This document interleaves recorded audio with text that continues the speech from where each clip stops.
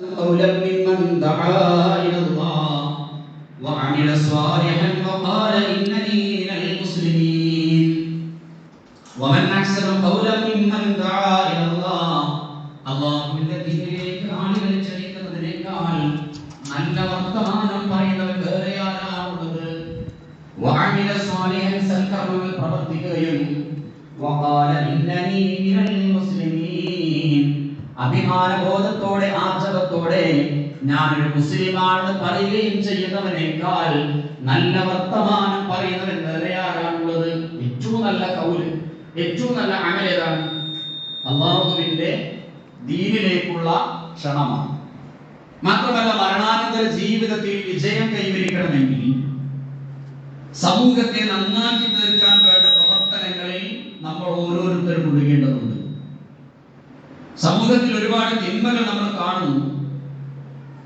അതിലേക്കൊന്നും തിരിഞ്ഞു നോക്കാതെ അവരുടെ നന്മയുടെ വഴിയിലേക്ക് കൊണ്ടുവരാനുള്ള ശ്രമങ്ങളൊന്നും നടത്താതെ നമ്മൾ നമ്മുടെ ഇബാദത്തുകളുമായി നന്മകളുമായി നമ്മൾ മുന്നോട്ട് പോയാൽ മരണാനന്തര ജീവിതത്തിൽ വിജയിക്കുന്ന വിശ്വാസികളെ ഗണത്തിൽ ഉൾപ്പെടാൻ നമുക്ക് സാധ്യമല്ല എന്നാണ് പ്രമാണങ്ങൾ വെളിച്ചത്തിൽ നമുക്ക് മനസ്സിലാക്കാൻ കഴിയുന്നത്. സൂറ ആലു ഇമ്രാനിന്റെ 104-ാമത്തെ ആയത്തിലൂടെ അല്ലാഹു സുബ്ഹാനഹു വ തആല പഠിപ്പിക്കുകയാണ്, വൽതകും മിൻകും ഉമ്മത്തുൻ യദ്ഊന ഇലൽ ഖൈർ, നന്മയിലേക്ക് വിളിക്കുന്ന, നന്മയിലേക്ക് ക്ഷണിക്കുന്ന ഒരു ടീം, നല്ലൊരു സമൂഹം, നല്ലൊരു ഉമ്മത്ത് നിങ്ങളുടെ കൂട്ടത്തിൽ ഉണ്ടാവേണ്ടതുണ്ട്. എന്താണ് അവർ ചെയ്യുന്ന പ്രവർത്തനങ്ങൾ? വയദുറൂന ബിൽ മഅറൂഫ്, അവർ നന്മ കൽപ്പിക്കുന്നവരാണ്. വയൻഹൗന അനിൽ മുൻകർ, തിന്മ വിരോധിക്കുന്നവരാണ്. ഇങ്ങനെ ഒരു ടീം, നന്മ കൽപ്പിക്കുവാനും തിന്മ വിലക്കുവാനും ഒരു സംഘം ഉണ്ടാവേണ്ടതുണ്ട് എന്ന് ഖുർആനിന്റെ താല്പര്യമാണ്, അല്ലാഹുവിന്റെ താല്പര്യമാണ്. ഈ ദൗത്യം ഏറ്റെടുത്ത് നിർവഹിക്കുന്നവരെ കുറിച്ച് അല്ലാഹു പറഞ്ഞത് വഉലൈക ഹുമുൽ മുഫ്ലിഹൂൻ എന്ന ഈ കൂട്ടരാണ് പരലോകത്ത് വിജയിക്കുന്നവർ അഥവാ സ്വർഗ്ഗാവകാശികൾ. ഖുർആനിൽ മുഫ്ലിഹ്, അഫ്ലഹ എന്നുള്ള പ്രയോഗങ്ങൾ ധാരാളം നമുക്ക് കാണാൻ കഴിയും. പരലോകത്തെ വിജയത്തിനാണ് ഖുർആൻ അങ്ങനെ പ്രയോഗിച്ചത്. പരലോക വിജയം പ്രാപിക്കുന്നവർ സ്വർഗ്ഗാവകാശികൾക്കാണ് ഖുർആൻ മുഫ്ലിഹൂൻ എന്ന് പ്രയോഗിച്ചിട്ടുള്ളത്. ആ സ്വർഗ്ഗം നേടിയെടുക്കാൻ നമുക്ക് കഴിയണമെങ്കിൽ സമൂഹത്തെ നന്മയിലേക്ക് നമ്മൾ ക്ഷണിക്കേണ്ടതുണ്ട്. സമൂഹത്തെ നടമാടിക്കൊണ്ടിരിക്കുന്ന ജീർണതകൾക്കെതിരെ, അന്ധവിശ്വാസങ്ങൾക്കെതിരെ, അനാചാരങ്ങൾക്കെതിരെ അതിശക്തമായ പോരാട്ടം നടത്തേണ്ടവരാണ് യഥാർത്ഥത്തിൽ മുസ്ലിമീങ്ങളായ നമ്മൾ ഓരോരുത്തരും. ഇനി ഈ ദൗത്യം നമ്മൾ ആരംഭിക്കേണ്ടത് യഥാർത്ഥത്തിൽ നമ്മുടെ വീടുകളിൽ നിന്നാണ്. ഒരു പ്രബോധകൻ അല്ലെങ്കിൽ ഒരു പ്രബോധക തന്റെ ദൗത്യം ആരംഭിക്കേണ്ടത് എവിടെ നിന്നായിരിക്കണം? തന്റെ വീട്ടിൽ നിന്നായിരിക്കണം. മഹാനായ പ്രവാചകൻ ഇബ്രാഹിം നബി അലൈഹിസ്സലാത്തു വസ്സലാം ആദ്യമായി തൗഹീദ് പറഞ്ഞത് അദ്ദേഹത്തിന്റെ വാപ്പയോടാണ്. 19-ാം അധ്യായം സൂറ മറിയമിൽ ഇബ്രാഹിം നബി അലൈഹിസ്സലാത്തു വസ്സലാം വാപ്പയോട് സംസാരിക്കുന്ന രീതി ഖുർആൻ നമുക്ക് പഠിപ്പിച്ചു തരുന്നുണ്ട്. ആരായിരുന്നു ഇബ്രാഹിം നബി അലൈഹിസ്സലാത്തു വസ്സലാം പിതാവ്? ആസർ എന്ന് പറയുന്ന വിഗ്രഹങ്ങളെ നിർമ്മിക്കുകയും വിഗ്രഹങ്ങളെ പൂജിക്കുകയും ചെയ്തിരുന്ന കടുത്ത മുശ്രിക്കായിരുന്നു ഇബ്രാഹിം നബി അലൈഹിസ്സലാത്തു വസ്സലാമയുടെ പിതാവ്. ആ പിതാവ് വിഗ്രഹങ്ങളെ ആളുകൾക്ക് ആരാധിക്കാനുള്ള ആരാധ്യന്മാരെ ഉണ്ടാക്കി കൊടുത്തിരുന്ന ഒരു ശില്പിയായതുകൊണ്ട് രാജകൊട്ടാരത്തിൽ പ്രത്യേകമായ ഇരിപ്പിടം തന്നെ ഇബ്രാഹിം നബി അലൈഹിസ്സലാത്തു വസ്സലാമയുടെ വാപ്പക്കുണ്ടായിരുന്നു എന്ന് ചരിത്രത്തിൽ നമുക്ക് കാണാൻ കഴിയും. ആ വാപ്പയോട് ഇബ്രാഹിം നബി അലൈഹിസ്സലാത്തു വസ്സലാം ആദ്യമായി പറയുന്നു, യാ അബതി, പൊന്നുപ്പ, ലിമ തഅബു, എന്തിന് നിങ്ങൾ ആരാധിക്കുന്നു? മാല യസ്മഉ, കേൾക്കാൻ കഴിയാത്ത, വല യുസിറു, കാണാൻ കഴിയാത്ത, വല യുഗ്നി അൻക ശൈഅ, താങ്കളുടെ വിഷയത്തിൽ ഉപകാരമോ ഉപദ്രവമോ ചെയ്യാൻ കഴിയാത്ത ഈ കല്ലുകളെ, ഈ രൂപങ്ങളെ എന്തിനു വാപ്പ നിങ്ങൾ ആരാധിക്കുന്നു? അവിടെ ഇബ്രാഹിം നബി അലൈഹിസ്സലാത്തു വസ്സലാമിന്റെ ലക്ഷ്യം എന്താണ്? വാപ്പയോട് തർക്കിച്ച് ജയിക്കണം എന്നല്ല. താൻ ഏറെ സ്നേഹിക്കുന്ന, തനിക്ക് വേണ്ടി ഒരുപാട് കഷ്ടപ്പെട്ട തന്റെ പ്രിയപ്പെട്ട പിതാവ് രക്ഷയുടെ വഴിയിലേക്ക് വരണമെന്ന ആഗ്രഹത്തോടെ ഇബ്രാഹിം നബി അലൈഹിസ്സലാത്തു വസ്സലാം വാപ്പയോട് പറയുന്നു. അതുകൊണ്ട് തന്നെ ഇബ്രാഹിം നബി അലൈഹിസ്സലാത്തു വസ്സലാം വിളിക്കാവുന്നതിൽ വെച്ച് ഏറ്റവും മനോഹരമായ വിളി നടത്തിക്കൊണ്ടാണ് വാപ്പയോട് തൗഹീദ് പറഞ്ഞത്. നമുക്ക് എല്ലാവർക്കും അത്യാവശ്യമൊക്കെ അറിവ് തിരിയുന്ന ആളുകളാണ്, പഠിച്ചവരാണ്. എന്റെ പിതാവേ എന്നത് നമ്മൾ എന്താ വിളിക്കുക? യാ അബി എന്നാണ്. യാ അബി, എന്റെ വാപ്പ. എന്നാൽ ഇബ്രാഹിം നബി അലൈഹി സ്വലാത്തു വസ്സലാം യാ അബി എന്നല്ല വാപ്പയെ വിളിച്ചത്. എന്താ വിളിച്ചത്? യാ അബത്തി. എന്താ അബി അബത്തി തമ്മിലുള്ള വ്യത്യാസം എന്താണ്? നമ്മളങ്ങനെ ഭക്ഷണമൊക്കെ കഴിച്ചിട്ട് ഇരിക്കുന്ന സമയം സാധാരണ ജോലി തിരക്കൊക്കെ കഴിഞ്ഞ് ഒന്ന് അല്പനേരം മയങ്ങുന്ന ഒരു സമയമാണ്. അപ്പൊ അതുകൊണ്ട് ഇടയ്ക്ക് എന്ത് ചെയ്യാം, ഓരോ ചോദ്യങ്ങൾ ഇങ്ങനെ വരും. അബി അബി അബത്തി എന്താ വ്യത്യാസം? ഒന്ന് ഉപ്പാനാണ്, എന്റെ ഉപ്പാൻ. അതന്നെ നല്ല വിളിയല്ലേ, ഉമ്മ ഉപ്പ എന്നത്. അത് മോശമായ വിളി വേറുണ്ട്, അത് ഞാൻ ചെയ്യുന്നില്ല, പറയുന്നില്ല. സാധാരണ ചിലപ്പോൾ ദേഷ്യം വരുമ്പോ ഓ വാപ്പ എന്നല്ല പറയാ, പോയി ഉമ്മ എന്നല്ല പറയാ. അവിടെ വേറൊരു പ്രയോഗമാണ് നടത്താറുള്ളത്. അപ്പൊ ഏറ്റവും മാന്യമായ ഒരു ശൈലിയാണിത്, അബി എന്നുള്ളത്. എന്റെ ഉപ്പ എന്ന് വിളിച്ച് ഒരു കാര്യം പറയുന്നത് നല്ലൊരു ശൈലിയാണ്. എന്നാൽ ഇബ്രാഹിം നബി അലൈഹി സ്വലാം അതിന്റെയും അപ്പുറത്തേക്കാണ് പ്രയോഗിച്ചത്, യാ അബത്തീന, എന്റെ കുരുന്നുപ്പാൻ. അപ്പൊ ഇങ്ങനെയാണ് നമ്മൾ ഒരാൾ നന്നാവണം എന്ന് ഉദ്ദേശമുണ്ടെങ്കിൽ നമ്മൾ പറയുന്നത് എങ്ങനെയായിരിക്കണം? അങ്ങനെയായിരിക്കും. ഇനി ഖുർആൻ ഒരു മാതൃക പിതാവിനെ പരിചയപ്പെടുത്തുന്നു. ഇബ്രാഹിം എന്ന പ്രവാചകൻ ഒരു മാതൃക മകനായി പരിചയപ്പെടുത്താൻ കഴിയും, ഒരു മാതൃക പിതാവായി പരിചയപ്പെടുത്താൻ കഴിയും, ഒരു മാതൃക ഭർത്താവായി പരിചയപ്പെടുത്താൻ കഴിയും, ഒരു മാതൃക പ്രബോധകനായി പരിചയപ്പെടുത്താൻ കഴിയും. ഇവിടെ ഇബ്രാഹിം നബി അലൈഹി സ്വലാത്തു വസ്സലാം ഒരു മകൻ എങ്ങനെയാണ് വാപ്പയോട് സംസാരിക്കേണ്ടത് എന്നാണ് നമുക്കവിടെ മനസ്സിലാക്കാൻ കഴിയുന്നത്. ഇനി ഖുർആൻ ഒരു രക്ഷിതാവിനെ പരിചയപ്പെടുത്തുന്നുണ്ട്, മാതൃകാ രക്ഷിതാവിനെ. ആ രക്ഷിതാവിന്റെ പേര് ഖുർആനിലെ ഒരു അധ്യായത്തിന്റെ പേരാണ്. ഏതാണ് രക്ഷിതാവ്? ലുക്മാൻ, സൂറത്തുൽ ലുക്മാൻ. അത് ലുക്മാൻ എന്ന് പറയുന്ന ഒരു പിതാവ് അദ്ദേഹത്തിന്റെ മകന് നൽകിയ ഉപദേശങ്ങൾ എന്ത് ചെയ്യുന്നുണ്ട്? ഉൾപ്പെട്ടിട്ടുണ്ട്. അതുകൊണ്ടാണ് അധ്യായത്തിന് എന്ത് പേര് വന്നത്? ലുക്മാൻ എന്ന പേര് വന്നു. അദ്ദേഹത്തിന്റെ മകന് നൽകിയ ഉപദേശങ്ങൾ വിശദീകരിക്കണമെന്നില്ല, നമുക്കറിയാം. ഇബ്നു എന്ന് പറഞ്ഞാൽ മകനാണ്, യബ്നി എന്ന് പറഞ്ഞാൽ എന്റെ മോനെ എന്നാണ്. എന്നാൽ ഇബ്രാഹിം ലുക്മാൻ ഹക്കീം അദ്ദേഹത്തിന്റെ മകനെ വിളിച്ചത് എങ്ങനെയാണ്? യാ ബുനയ്യ. എന്താ ഇബ്നും ബുനയ്യയും തമ്മിലുള്ള വ്യത്യാസം എന്താണ്? ഒന്ന് പൊന്നു മോനെയാണ്. അങ്ങനെയാണ് നമ്മൾ ശൈലി സ്വീകരിക്കുന്നത്. നന്നാവണമെന്ന് നമ്മൾ ആഗ്രഹിക്കുന്നു, നന്നാവാൻ വേണ്ടത് എന്താണെന്ന് പറഞ്ഞു കൊടുക്കേണ്ടത് എന്താണോ അത് പറഞ്ഞു കൊടുക്കുന്നു. പറഞ്ഞു കൊടുക്കേണ്ടത് ഏതൊരു ശൈലിയിലാണോ ആ ശൈലിയും നമ്മൾ സ്വീകരിച്ചാൽ ആ പ്രബോധനത്തിന് മിക്കവാറും എന്തുണ്ടാകും? റിസൾട്ട് ഉണ്ടാകും. മിക്കവാറും ആ പ്രബോധനത്തിന് റിസൾട്ട് ഉണ്ടാകും. നമ്മൾ ആക്ഷേപ രൂപത്തിലാണ് സംസാരിക്കുന്നതെങ്കിൽ ആ പ്രബോധനം കൊണ്ട് കാര്യമായിട്ടൊന്നും. ഒരു തൗഹീദ് പ്രഭാഷകരുടെ അടുത്ത് നടക്കുകയാണ്, നല്ലോണം പൊട്ടിച്ചുകൊണ്ടെന്ന് ഒരാൾ പറയാം. ഇപ്പൊ സംഘാടകർക്ക് എന്തായി? നല്ല കുടുതി, ഒരു നല്ല കുടുതി കൊടുക്കുന്നതാണ്. അപ്പൊ അതിൽ തന്നെ ഒരു സംതൃപ്തി ഉണ്ടാവും. പക്ഷെ കേട്ടോരെന്ത് ചെയ്യാണ്? അതിനെ നല്ല അർത്ഥത്തിലല്ല മനസ്സിലാക്കുക. ഇപ്പോ ലോകം കണ്ട ഏറ്റവും വലിയ അഹങ്കാരിയായി ഖുർആൻ പരിചയപ്പെടുത്തിയ ഒരാളാണ് ആര്? ഫിർഔൻ. ഫിർഔന്റെ അടുക്കലേക്ക് പ്രബോധനം ചെയ്യാൻ വേണ്ടി ആരോടാണ് അല്ലാഹു പറഞ്ഞത്? മൂസാ നബിയോട്.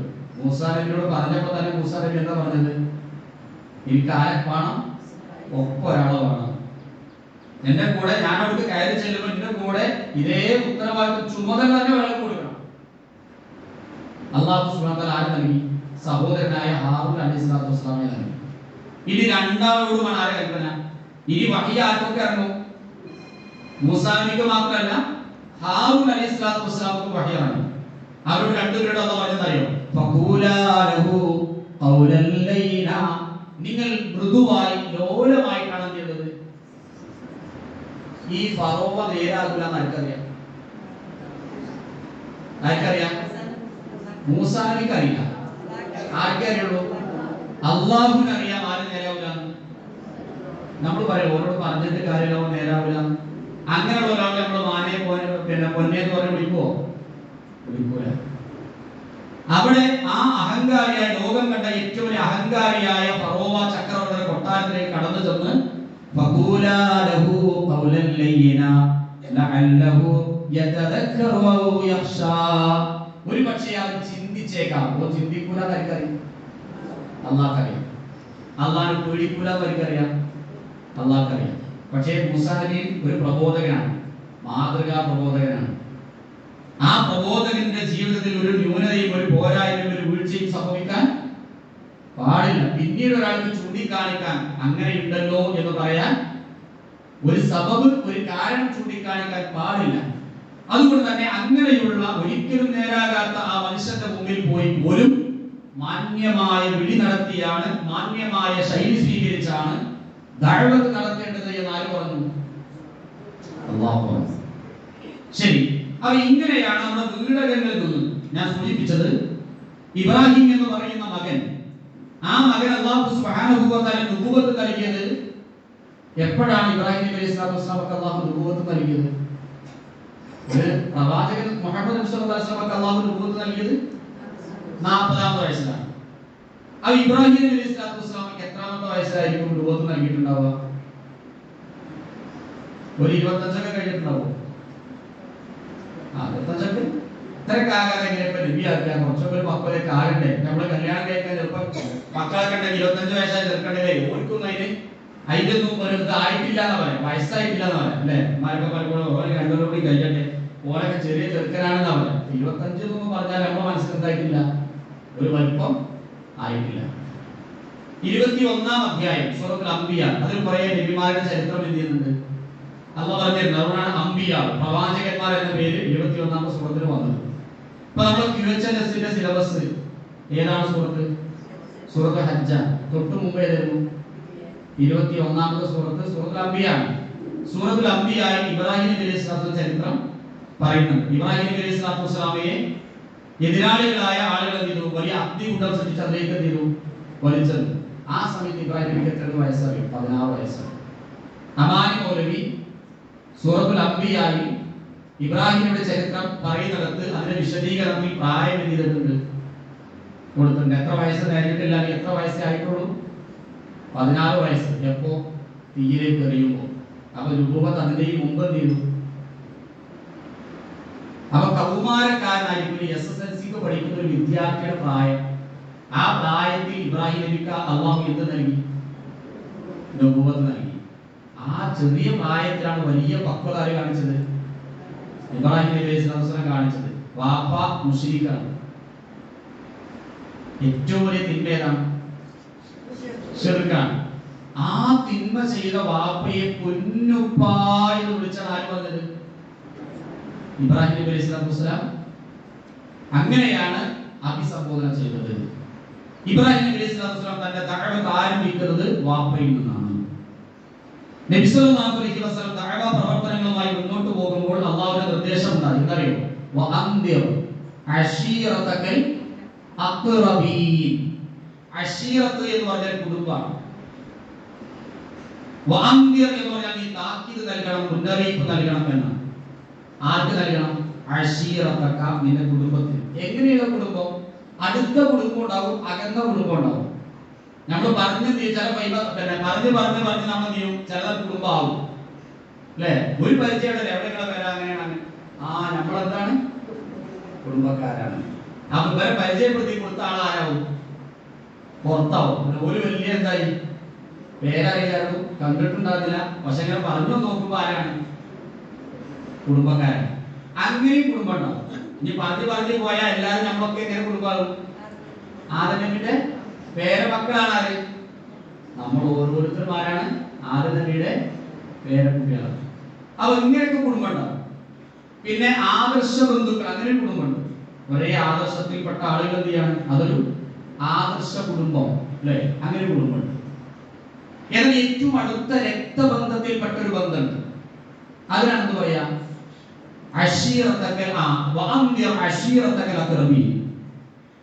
താങ്കളുടെ ഏറ്റവും അടുത്ത ബന്ധക്കാരായ ആളുകളെ താങ്കളുടെ താക്കീത് നൽകണം. അവർ സ്വഫാഖിന്റെ മുകളിൽ കയറി. സ്വഫാഖിന്റെ മുകളിൽ കയറിയിട്ട് കുടുംബക്കാരൊക്കെ വിളിച്ചു. അതിൽ എളാപ്പി മൂത്താപ്പയൊക്കെ ഉണ്ട്. ആ കൂട്ടത്തിൽ ആരുണ്ടായിരുന്നു? അബ്ദുലഹബ് ഉണ്ടായിരുന്നു. അബ്ദുലഹബ് ആരാണ്? നബി സല്ലല്ലാഹു അലൈഹി വസല്ലം ഉപ്പയുടെ സഹോദരനാണ്. ഒരൊക്കെ പേര് വിളിച്ചു. എന്താ മുഹമ്മദ് എല്ലാവരും വിളിക്കണം, എന്തോ ഒരു കാര്യമുണ്ട്. അങ്ങനെ ഗൗരവപ്പെട്ട ഒരു കാര്യം അറിയിക്കാനാണ്, വളരെ പ്രധാനപ്പെട്ട ഒരു കാര്യം അറിയിക്കാനാണ് ആ കുന്നിന് മുകളിൽ കയറിയിട്ട് വിളിച്ചു പറയാം. നബി സല്ലല്ലാഹു അലൈഹി വസല്ലം അങ്ങനെ വിളിച്ചു പറഞ്ഞ എല്ലാവരും കൂടി. എന്നിട്ട് അവരോട് നബി സല്ലല്ലാഹു അലൈഹി വസല്ലം ആദ്യം പറഞ്ഞ എന്താണ്? ഖൂലൂ ലാ ഇലാഹ ഇല്ലല്ലാഹ് തുഫ്ലിഹൂ. നിങ്ങൾ എന്താ അംഗീകരിക്കണം? ലാ ഇലാഹ ഇല്ലല്ലാഹ് അംഗീകരിക്കണം എങ്കിൽ നിങ്ങൾക്ക് എന്ത് ചെയ്യാം? വിജയിക്കാം. അല്ലാഹു റസൂൽ സ്വല്ലല്ലാഹു അലൈഹി വസല്ലമയോട് ആദ്യം എവിടുന്ന് തുടങ്ങാനാണ് പറഞ്ഞത്? പരസ്യ പ്രബോധനം പ്രവാചകൻ തുടങ്ങിയത് ആരിൽ നിന്നാണ്? കുടുംബക്കാരിൽ നിന്നാണ്. അപ്പോഴാണ് അബൂലഹബ് എന്ന് പറയുന്നത് തബ്ബലക യാ മുഹമ്മദ് അലിഹാദാ ജമഅതന, ഇതിനാണോ നീ ഞങ്ങളെ വിളിച്ചു കൂട്ടിയത്? നീ നശിക്കട്ടെ, തുലയട്ടെ. അല്ലാഹു അതേ നാണയത്തിൽ തിരിച്ചടിച്ചു. തബ്ബത് യദാ അബീ ലഹബിൻ വതബ്, അബൂലഹബിന്റെ ഇരു കരങ്ങളും നശിക്കട്ടെ, അവൻ നാശമടയുകയും ചെയ്തിരിക്കുന്നു. അബൂലഹബിനെ അല്ലാഹുവാണ് ശപിച്ചത് അല്ലേ? പ്രവാചകനെ ശപിച്ചത് ആരാണ്? അബൂലഹബാണ്. അബൂലഹബിനെ ശപിച്ചത് ആരാണ്? പ്രവാചകനല്ല. ആരാ ശപിച്ചത്? അല്ലാഹുവാണ് ശപിച്ചത്. ശരി. അവൻ സല്ലല്ലാഹു അലൈഹി വസല്ലം ദഅവത്ത് ആരംഭിക്കുന്നത് എവിടെ നിന്നാണ്? കുടുംബത്തിൽ നിന്നാണ്. അപ്പോൾ നമ്മുടെ ഒന്നാമത്തെ ഉത്തരവാദിത്വം ആരോടാണ്? കുടുംബത്തോടാണ്. ഈ കുടുംബം എന്ന് പറഞ്ഞാൽ ആരെല്ലാം വരും? നമ്മുടെ ഉമ്മ വരും, നമ്മുടെ ഉപ്പ വരും, ഇണകൾ വരും, മക്കൾ വരും. ഇങ്ങനെയുള്ള ആളുകളാണ് നമ്മുടെ ഏറ്റവും അടുത്ത കുടുംബക്കാരെന്ന് പറയുന്നത്. അവരെ നന്നാക്കേണ്ട ഉത്തരവാദിത്വം നമുക്കുണ്ട്. ഇനി നമ്മൾ നമ്മുടെ മക്കളെ, പലപ്പോഴും ഉമ്മമാരും ഇവിടെ ഇരിക്കുന്ന ആളുകളൊക്കെ മക്കളുള്ളവരാണ് ഭൂരിഭാഗം. നമ്മുടെ ഏറ്റവും വലിയ സങ്കടം ആരുടെ വിഷയത്തിലാണ്? ആരുടെ വിഷയത്തിലാണ്? മക്കളുടെ വിഷയത്തിൽ. നമ്മുടെ വീട്ടിലെ രണ്ട് പഴമുള്ളൂ, രണ്ട് മക്കളുണ്ട്, നമ്മളുണ്ട്. എന്താ ചെയ്യാ? രണ്ട് കുട്ടികളെ കഴിക്കും, ഓരോന്നും കൊടുക്കും. ഇങ്ങനെയല്ലേ ഉമ്മാര് ചെയ്യാ? അല്ലേ? ഇങ്ങനെയാണ് ചെയ്യുക. എൻ്റെ ഉമ്മാക്ക് 85 വയസ്സ് പ്രായം. എൻ്റെ ഉമ്മാക്ക് എപ്പോഴെങ്കിലും പുറത്തു പോകുമ്പോൾ ഒരു കരിമ്പ് ജ്യൂസൊക്കെ കുടിക്കുകയാണെങ്കിൽ ഇങ്ങനെ കാണിക്കും, വേണ്ടാന്ന് പറയും. എന്തിനായിരിക്കും ഈ പ്രായമുള്ള ഉമ്മാര് വേണ്ടാന്ന് പറയുന്നത്? തണുപ്പോട് മാത്രമാണോ? ഒന്നുകൂടി ചിന്തിച്ചു നോക്കി. കൂടെ ഉള്ളത് ആരാണ്? മക്കളാണ്, അല്ലെങ്കിൽ പേരമക്കളാണ്. കൂടെ 1.5 ഗ്ലാസ് കുടിക്കട്ടെ എന്നുള്ളതാണ് ആര് അങ്ങനെ പറയുന്നത്? എനിക്കിപ്പോൾ വേണ്ട എന്ന് അവർ പറയുന്നത് വേണ്ടാന്നിട്ട് മാത്രമല്ല, പിന്നെയോ അതും കൂടി ആരെ വയറ്റിൽ ചെല്ലട്ടെ? ആരോഗ്യമുള്ള എൻ്റെ മകളെ, ആരോഗ്യമുള്ള എൻ്റെ മകന്റെ ശരീരത്തിലേക്ക് എത്തിയിട്ട് ഓരോ ശരീരം ഒന്ന് നന്നാവട്ടെ. ഇതാണ് ഓരോ ഉമ്മമാരുടെയും ആഗ്രഹം. അപ്പൊ നമ്മുടെ ഏറ്റവും വലിയ വിഷമം എന്ന് പറയുന്നത് മക്കളാണ്. ചില ഉമ്മാരൊക്കെ കേട്ടോ വെറുതെ ഇരുന്നിട്ട് കാര്യം, വെറുതെ ഇരുന്നിട്ട് എന്തെങ്കിലും കാര്യമാണ്. എന്തീ കാര്യത്? എന്തേ പാലിച്ചത്? പരലോക വിചാരണയോ കബർ ശിക്ഷയോ ഒന്നുമല്ല. ആരാഴ്ചക്ക് 3 പെൺകുട്ടികളാണ്. ഇറ്റകളൊക്കെ ഒന്നിനാത്തരായിട്ടൊക്കെ ഒന്ന് എവിടെയൊക്കെ ഒന്ന് ആയിട്ടാണ് വെച്ചാൽ മതി. മരണം ഓർത്തത്, പക്ഷേ മരണാനന്തര ജീവിതത്തെ കുറിച്ച് ആലോചിച്ചല്ല കഴിയുന്നത്. പിന്നെയോ ഞാൻ ഇപ്പോൾ മരിച്ചാണെങ്കിൽ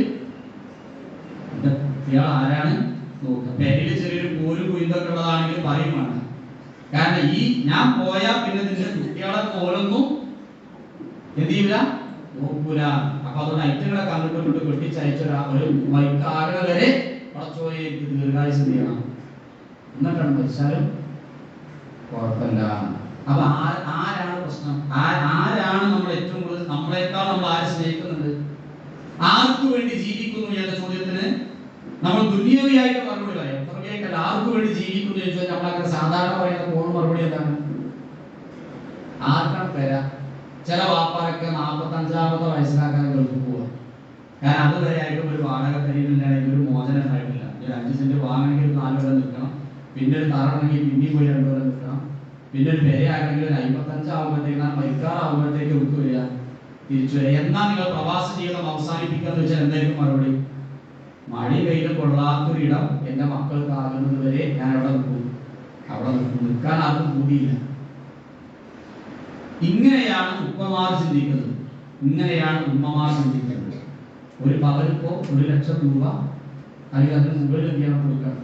പക്ഷേ ചോറ് തൊലിക്കുന്ന ഒരു ചെറിയ കൂരയിൽ നിന്നാണ് ഒരു പെൺകുട്ടിയെ കെട്ടിച്ചയക്കുന്നതെങ്കിലും ആ വാപ്പ മിനിമം ഒരു 5-10 പവൻ എന്ത് ചെയ്യും? ഉണ്ടാക്കി കൊടുക്കും അല്ലേ?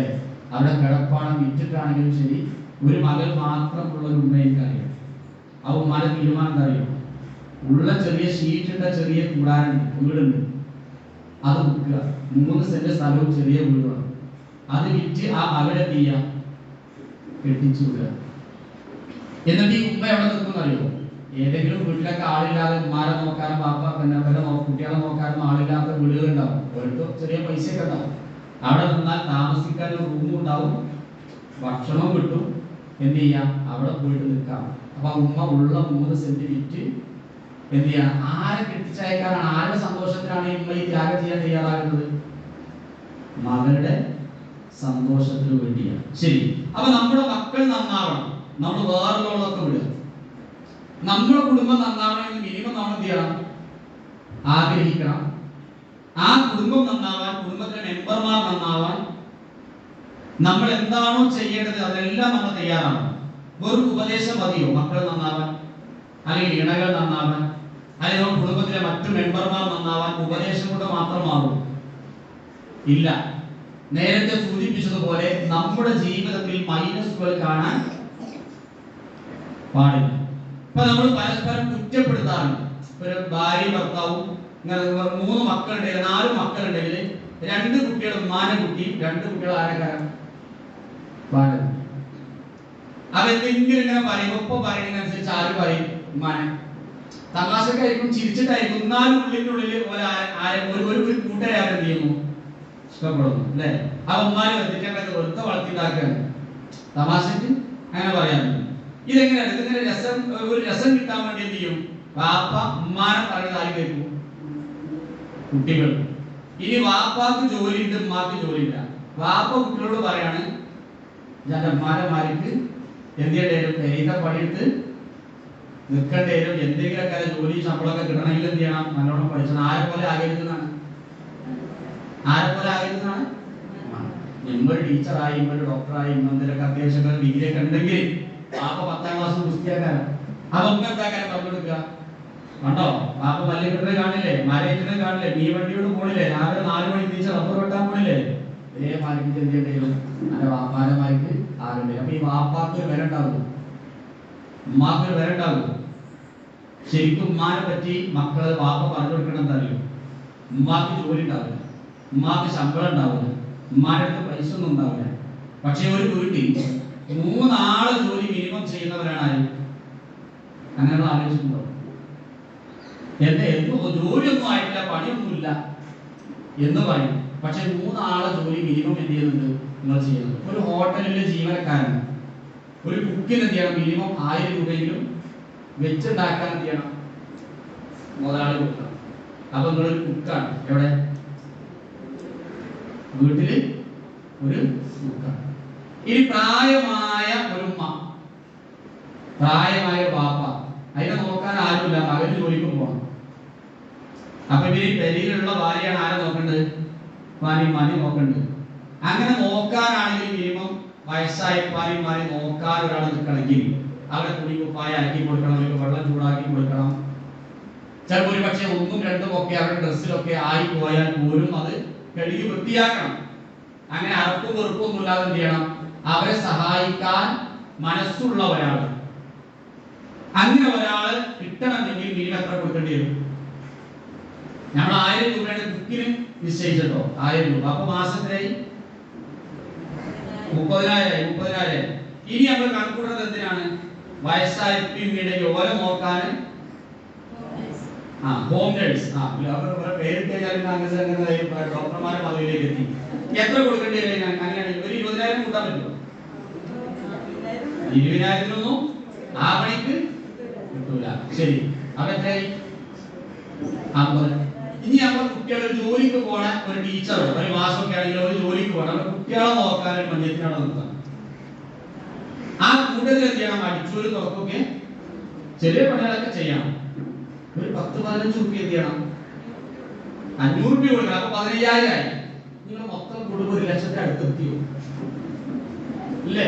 അപ്പൊ ഡോക്ടർ അല്ല, എഞ്ചിനീയർ അല്ല, ടീച്ചർ അല്ല, ഒന്നുമല്ല. പിന്നെന്താണ്? ഓൾക്കൊരു പണിയില്ല, വെച്ചുണ്ടാക്കി അങ്ങനെ കൊണ്ടേ കൊടുക്കുന്നത്, തിന്നങ്ങനെ ഇരുന്നാ മതി എന്നാണ് പറയാ. പക്ഷേ 2, 3, 4 ആൾക്കാരെ പണി ആരെടുക്കുന്നുണ്ട്? ഉമ്മ എടുക്കുന്നുണ്ട്. ഈ ഉമ്മാക്ക് വില ഉണ്ടാകണമെങ്കിൽ ഈ വാപ്പ മക്കൾക്ക് പറഞ്ഞു കൊടുക്കേണ്ടത് എന്തായിരിക്കണം? എടാ എൻ്റെ ഉമ്മാനെ നോക്കും, എന്തെല്ലാം ജോലികൾ നിങ്ങൾക്ക് കൊണ്ട് ചെയ്യണം. ഉമ്മാനോടുള്ള സ്നേഹം ഉണ്ടാക്കേണ്ടത് വാപ്പാന്റെ വാക്കുകളിൽ നിന്നായിരിക്കണം. മക്കൾ എന്ത് ചെയ്യേണ്ടത്? ഉമ്മാനെ സ്നേഹിക്കേണ്ടത്. ഇനി വാപ്പാനെ ഉമ്മ എങ്ങനെ പരിചയപ്പെടുത്തി കൊടുക്കേണ്ടത്? വിദേശത്ത് ജോലി ചെയ്യുന്ന ആളാണെങ്കിൽ, എടാ ഈ സന്തോഷങ്ങളിൽ ഓരോ സന്ദർഭങ്ങളും എന്തിനാ കുട്ടികളുടെ മനസ്സിൽ വാപ്പ പ്രിയപ്പെട്ടവനാകാൻ ചാൻസുകൾ ഉപയോഗപ്പെടുത്താൻ ആര് ശ്രദ്ധിക്കണം? ഉമ്മമാര് ശ്രദ്ധിക്കണം. എന്ത് പറഞ്ഞു കൊടുക്കണം? എടാ എന്റെ വാപ്പ പ്രവാസം ചെയ്യുമ്പോൾ പറഞ്ഞിട്ട് എത്ര കാലമായിട്ട് ആലോചിച്ചിട്ടുണ്ടോ? ഞങ്ങളെ കല്യാണം കഴിഞ്ഞ 6 മാസം കഴിഞ്ഞിട്ടില്ല, അപ്പൊ പോക്ക് തുടങ്ങിയതാണ്. എന്റെ വാപ്പാക്ക് ഇത്ര വയസ്സായി, കുടുംബത്തിൽ ഒരുപാട് കല്യാണങ്ങൾ ഉണ്ടായി. ഇന്നും പറഞ്ഞൊരു കല്യാണ സമയത്താണ് വാപ്പാക്ക് ഇതിൽ പങ്കെടുക്കണമെന്ന് ആഗ്രഹമുണ്ട്. പക്ഷെ നമുക്ക് വേണ്ടി വാപ്പ എന്ത് ചെയ്യണം? അവിടെ ത്യാഗം ചെയ്യാം, കഷ്ടപ്പെടുക. അത് പറഞ്ഞു അവൻ അനുഭവിക്കുന്ന ഒരുപാട് ത്യാഗങ്ങൾ എന്ത് ചെയ്യണം? ഉമ്മമാരും പറഞ്ഞു കൊടുക്കണം. അപ്പൊ വാപ്പാന്റെ കുട്ടികളുടെ മനസ്സിൽ വാപ്പ അമ്മ എന്ന് പറഞ്ഞ ഒരു സംഭവമാണ് എന്ന് വേറെ ആരും വന്നിട്ട് നമ്മളെ പറ്റിയിട്ടൊന്നും എന്ത് ചെയ്യൂല. എടാ എന്റെ അപ്പം അങ്ങനെ ചെയ്തിട്ട് എന്റെ അമ്മ അങ്ങനെ കഷ്ടപ്പെട്ടൊന്നും പറയില്ല. ഇത് ഏറ്റവും കൂടുതൽ പറഞ്ഞു കൊടുക്കേണ്ടത് ആരാണ്? നമ്മളാണ്. നമ്മൾ പറയും ഞാനൊക്കെ എത്ര കഷ്ടപ്പെട്ടാണ് വളർത്തിയതൊക്കെ നമ്മൾ പറയും. ഞാൻ എന്റെ കഷ്ടപ്പാട് എന്റെ മക്കളോട് നേർക്ക് നേരെ പറയാതെ എന്റെ പ്രയാസങ്ങളും എന്റെ ത്യാഗങ്ങളും എന്റെ ഇണ പറഞ്ഞു കൊടുക്കുമ്പോഴാണ് അതിന് കൂടുതൽ എന്ത് ചെയ്യാം? ഫലം ഉണ്ടാകുക. സ്വതന്ത്രമായ സമയത്ത് ശാന്തമായ അന്തരീക്ഷത്തിൽ എന്ത് ചെയ്യണം? മക്കൾക്കത് പറഞ്ഞു കൊടുക്കണം. ഈ പല മക്കളും മോശം വേർഡ്സ് പ്രയോഗിക്കാറുള്ളത്. സ്കൂളിലൊക്കെ ചെറിയ കുട്ടികളൊക്കെ വൃത്തികെട്ട വാക്കുകൾ പറയും. അത് എവിടുന്നായിരിക്കും ചിലർ കേട്ടിട്ടുണ്ടാവുക എന്നറിയും. കൂട്ടുകെട്ടിൽ നിന്ന് മാത്രമല്ല, വീട്ടിൽ നിന്നാണ്. ചില മക്കൾ വലിക്കും, സിഗരറ്റ് വലിക്കും. ചില കുട്ടികളൊക്കെ ഹൈസ്കൂളൊക്കെ നമ്മൾ കുറെ മക്കളെ കാണുന്നതാണ്. എന്തായിരിക്കും കാരണം? വാപ്പ. ചില കുട്ടികളൊക്കെ നമ്മൾ എന്ത് ചെയ്യണം? ചിലപ്പോൾ ഗൗരവത്തോടു കൂടി ചില കാര്യങ്ങൾ പറയുമ്പോൾ എടാ എന്റെ വാപ്പ ഇന്ന് ബസ്സിലെ ജോലി ഒഴിവാക്കിയിട്ടാണ് വന്നത്, അയാൾക്ക് ഇന്ന് 1000 രൂപ മിനിമം നഷ്ടമാണ്. നിങ്ങൾക്ക് വേണ്ടി എത്ര ത്യാഗം ചെയ്ത്, എത്ര വേദനിച്ച്, എത്ര പ്രയാസപ്പെടുന്നുണ്ട്. ഇപ്പൊ ഇന്ന് ഇവിടെ വന്നു പോകാൻ അയാൾക്ക് ചെലവുണ്ട്. എന്തിനാണ് ഈ വാപ്പാർക്ക് ഇങ്ങനെ ഇടങ്ങാറാക്കുന്നത്? ഇങ്ങനെ പറഞ്ഞപ്പോ ഈ മകൻ വാപ്പ പോയതിനു ശേഷം പറഞ്ഞത് എന്റെ വാപ്പ കഞ്ചാവ വൈകരുത്. ഇപ്പൊ വീടിയല്ലേ. അപ്പൊ കുറച്ചുകൂടി മൂത്ത ജാതിയാണ് ആര്? വാപ്പ. ഇതെന്തുകൊണ്ടാണ് ഈ മക്കളിൽ സംഭവിക്കുന്നത്? ഈ രക്ഷിതാക്കൾ അങ്ങനെ ആയതുകൊണ്ടാണ് കുട്ടികൾ ഇങ്ങനെ ആകുന്നത്. ഇപ്പൊ ചെറിയ കുട്ടികളൊക്കെ 2 3 കുട്ടികൾ എന്ത് ചെയ്യും? ചുണ്ടിന്റെ കളറൊക്കെ മാറും. ചുണ്ടിനൊരു കളറും കണ്ണിന്റെ കൂടെ വേറെ കളറാണ്. ഇതാരാണ് വാങ്ങി തന്നത്? വെച്ച് വാങ്ങി തന്നാണ്. ഇതാരിട്ടത്? വെച്ചിട്ടെന്നാണ്. അപ്പൊ ആരാ മക്കളെ കേടുന്നത്? ഉമ്മയാണ്. അല്ലെങ്കിൽ ആരെ കേടുന്നത്? വാങ്ങി കൊടുക്കണേ വാപ്പയാണ്. അതുകൊണ്ട് നമ്മുടെ ജീവിതത്തിൽ മക്കൾ ഭാവി തിരിഞ്ഞു നോക്കുമ്പോൾ എന്റെ ഉമ്മയുടെ ഭാഗത്ത് ഒരു മൈനസ് വന്നിട്ടില്ല എന്നാർക്ക് തോന്നണം? ആർക്ക് തോന്നണം? മക്കൾക്ക് തോന്നണം. പരലോകത്തെ ഒരു രംഗം കുറെ പഠിപ്പിക്കുന്നുണ്ട്. നരകത്തിലെത്തിയ ഒരു സംഘം ആളുകൾ ആവശ്യപ്പെടാണ് അല്ലാഹുവോട്. ആർക്ക് ചോദിക്കണോ? റബ്ബനാ അരിനല്ലദീനി അളല്ലാനാ മിനൽ ജിന്നി വൽ ഇൻസ്. അല്ലാഹുവേ, ഞങ്ങൾ ഈ നരകത്തിലെത്താൻ കാരണക്കാരായി വർത്തിച്ച ആളുകളെ, ഞങ്ങൾ വഴിപിടച്ചു പോകാൻ കാരണക്കാരായി വർത്തിച്ച ആളുകളെ ഞങ്ങളുടെ മുമ്പിലേക്ക് ഒന്നിട്ട് തരുമോ? ഞങ്ങളുടെ കാൽപാദങ്ങൾ കടിയിട്ട് അവരെ ചവിട്ടി വിധിക്കട്ടെ. അപ്പൊ ഈ വഴിപിടക്കാൻ കാരണക്കാരിൽ ആരും വരും? ഉപ്പയും ഉമ്മയും അതിൽ പെടും. അപ്പോ വാപ്പയും ഉമ്മയും അടക്കമുള്ള കാരണക്കാരെയാണ് ചോദിക്കുന്നത്. എന്തിനാണ്? കാലിന്റെ അടിയിട്ടൊന്ന് ചവിട്ടി വരക്കാൻ ആരാഗ്രഹിക്കും? നരകത്തിലെത്തുന്ന മനുഷ്യർ ആഗ്രഹിക്കുന്നു. അപ്പൊ പരലോകത്ത് നരകത്തിൽ കടന്ന അല്ലെങ്കിൽ പ്രയാസം അനുഭവിക്കുന്ന വേളകളിലും എന്റെ ഉമ്മയാണ് ഇതിന് കാരണക്കാരൻ എന്ന് ചെയ്യാൻ പാടില്ല. ഒരാളുടെ മനസ്സിലും അങ്ങനെ ഒരു ചിന്ത വരാൻ പാടില്ല. അതിനെന്ത് വേണം? നമ്മുടെ ജീവിതത്തിൽ മൈനസുകൾ ഇല്ലാതിരിക്കാൻ നമ്മുടെ മക്കളെ നിരീക്ഷിക്കും. മക്കളെ നിരീക്ഷണ ക്യാമറകൾ പോലെയാണ്. അവർ ഒപ്പിയെടുക്കും. നമ്മുടെ സംസാരവും നമ്മുടെ സംസ്കാരവും അവരെയും റെക്കോർഡ് ചെയ്തുകൊണ്ടിരിക്കുകയാണ്. അതേ സംസ്കാരം ആ പാപ്പാന്റെ ഇതല്ലേ, അങ്ങനെ തന്നെ ആകുള്ളൂ. അവന്റെ അമ്മ തന്നെ ഇങ്ങനെ ആകാൻ സാധ്യതയുള്ളൂ എന്ന് എന്ത് ചെയ്യാറുണ്ട്? വിലയിരുത്താറുണ്ട്. അങ്ങനെ എന്ത് ചെയ്യരുത്. നമ്മുടെ മക്കളിൽ നമ്മളൊരു തെറ്റായ സംസ്കാരം നൽകുന്ന ആളുകളായി മാറാൻ പാടില്ല. ഇനി പലപ്പോഴും പ്ലസ് പോയിന്റുകൾ പറയാൻ എല്ലാവർക്കും മടിയായിരിക്കും. ഒരു കുടുംബമായിട്ട് ജീവിക്കുക, ഭാര്യ ഭർത്താവ്, ഈ 4 ആണുങ്ങൾ കൂടുമ്പോ പെണ്ണുങ്ങളെ നന്മയാണോ പറയാ, പെണ്ണുങ്ങളെ കുറ്റാണോ പറയാൻ സാധ്യത? കുറ്റം പറയാനാണ് സാധ്യത. ചില ആൾക്കാരൊന്ന് ഒഴിഞ്ഞു പോയാൽ പിന്നൊന്ന് തിരിഞ്ഞു നോക്കും എന്നെയാണോ പറയണത് അല്ലെ? സ്വാഭാവികമാണ്. 4 ആണുങ്ങൾ കൂടിയാൽ ആരെ കുറ്റം പറയും? ആരെ കുറ്റം പറയും? അവരവരുടെ ഭാര്യമാരെ. എന്നാ ഞാൻ ചോദിക്കട്ടെ, ഇതേ ആവേശത്തിന് ഉത്തരം പറയണം. 4 സ്ത്രീകൾ കൂടിയാൽ ആരെ കുറ്റം പറയാം? അപ്പോ നല്ല ഭാര്യമാര് പറയില്ല അല്ലേ? പക്ഷെ ഒരുപാട് ആൾക്കാർ എന്ത് പറയും? ഇന്നെ വിളിക്കും, ഇന്നെ വിളിക്കും കൊണ്ടുപോകില്ല. അതപ്പൊ പറഞ്ഞില്ലേ, ഇന്നെ വിളിക്കും കൊണ്ടുപോകില്ല അല്ലേ? എനിക്ക് മറ്റൊരുക്കൊക്കെ നമ്മുടെ കുടുംബത്തിലെ ഒരു കല്യാണമാണ്. എല്ലാ പുതിയാപ്പാരും ഓരൊക്കെ പുതിയണ്ണുകൾക്ക് എന്ത് ചെയ്യും? പുതിയ പർദ്ദയും മപ്പിയും സാരിയും ഒക്കെ വാങ്ങിക്കൊടുക്കും. നമുക്ക് മാത്രം ഇല്ല. അപ്പൊ എന്താ നമ്മൾ പറയാം? എനിക്ക് മാത്രം വാങ്ങുന്നത്. അപ്പൊ ഇന്ന എടുക്കും കൊണ്ടുപോയില്ല, എനിക്ക് മാത്രം. നമ്മൾ അയലോകത്ത് താത്തിരുന്ന് പറയണത് അറിയോ? ഇന്ന മാത്രമാണ് ഓടിട്ട വിലയ്ക്ക് കടിച്ചത്. അപ്പൊ ഉമ്മത്തിന്റെ സങ്കടം എന്താണ്? ഓടിട്ട വിലയ്ക്ക് കെട്ടിച്ചതാണ്. അപ്പൊ അവിടെ വേറെ കുറെ നന്മകൾ എടുത്ത് പറയണ്ടാവും. ഇതെന്ത് ചെയ്യൂല, ഒരു മനുഷ്യരും പറയില്ല. ഇനി എപ്പോഴേലും നല്ലത് പറയുന്നത് മൂത്ത് നോക്കിയിട്ട് എന്ത് ചെയ്യൂല, അഭിനന്ദിക്കൂല. മൂത്ത് നോക്കിയിട്ട് അയൽവാസികളുള്ള ബാധ്യതകൾ പഠിപ്പിച്ച കൂടുതൽ പ്രവാചകൻ പഠിപ്പിച്ചതായോ? അവരിൽ എന്തെങ്കിലും മികവുകൾ കണ്ടാൽ നിങ്ങൾ എന്ത് ചെയ്യണം? അവരെ അഭിനന്ദിക്കണം. അവർക്ക് നമ്മുടെ കുട്ടിക്ക് 9 A+, അപ്പുറത്തെ പെരീത്തെ കുട്ടിക്ക് ഒപ്പം പഠിച്ചതാണ്, ഒരേ ട്യൂഷൻ സെന്ററിൽ പോയതാണ്, ഒരേ സ്കൂളും ഒരേ ക്ലാസ്സുകളാണ്. അതിന് 10 A+, 9 ഉള്ളൂ. ഇവിടെ നമുക്ക് സങ്കട പ്രശ്നമുണ്ടെങ്കിൽ പോലും ആ 10 കിട്ടിയ കുട്ടികളോട് പോയിട്ട് ഉഷാറായിട്ടൊന്ന് പറയാൻ എത്ര ആൾക്ക് കഴിയും? നമ്മളെ വീട്ടിൽ കറണ്ട് പോയി, അടുത്ത പേരിൽ പോയിട്ടില്ല. നമ്മൾ ചുട്ടിട്ടാണെങ്കിൽ നമുക്ക് കിടക്കാൻ കഴിയുന്നില്ല, ഇൻവേർട്ടറും ഇല്ല.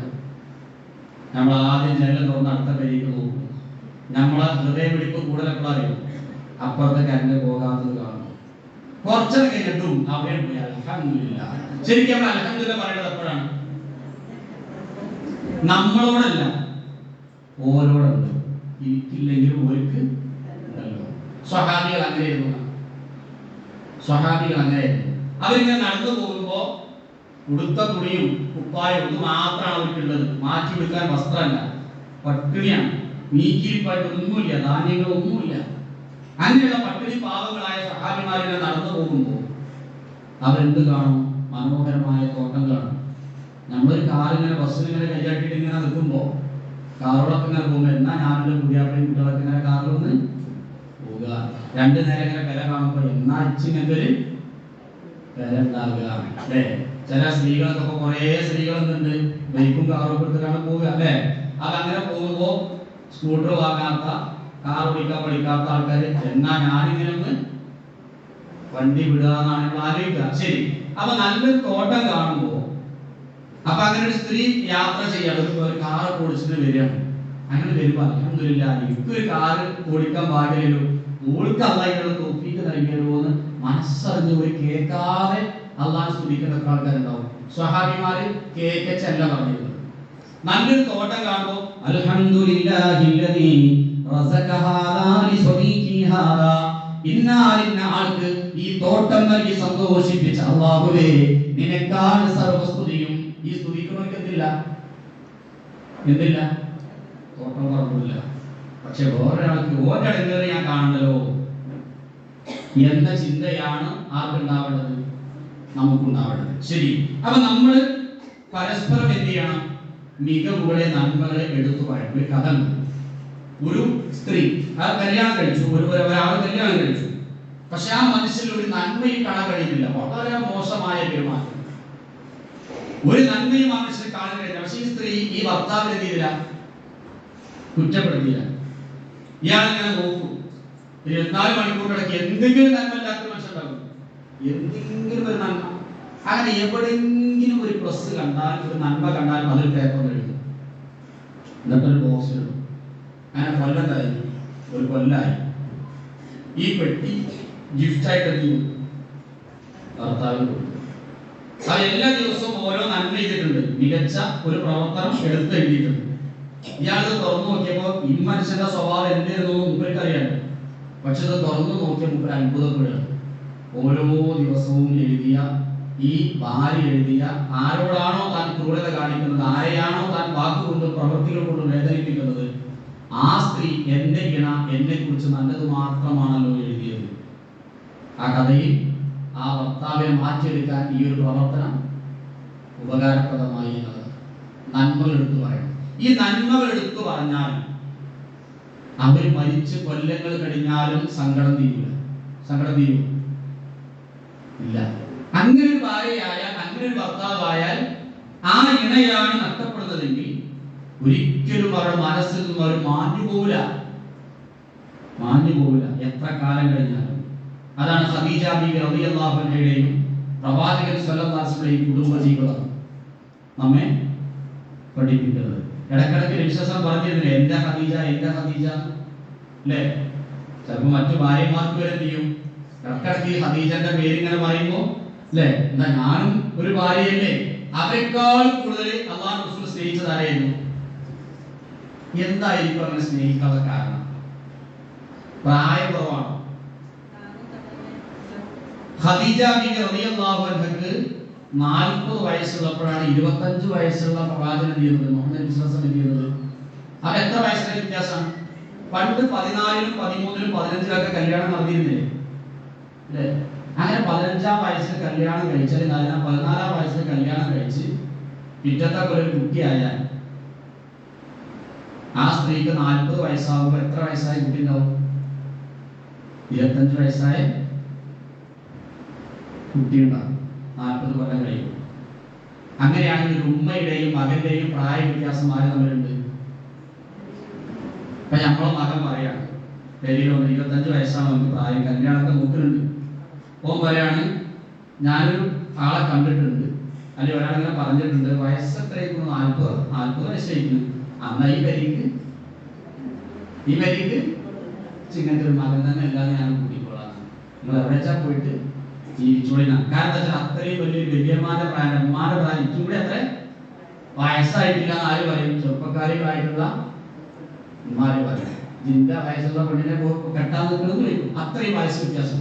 അപ്പൊ ഇനി കുറച്ചു കാലം കുടുംബജീവിതം നയിച്ച് മുന്നോട്ട് പോയാൽ വീട്ടിലേക്ക് ഒരു മുടിയൊക്കെ നിരക്കാൻ പ്രായമായില്ലേ?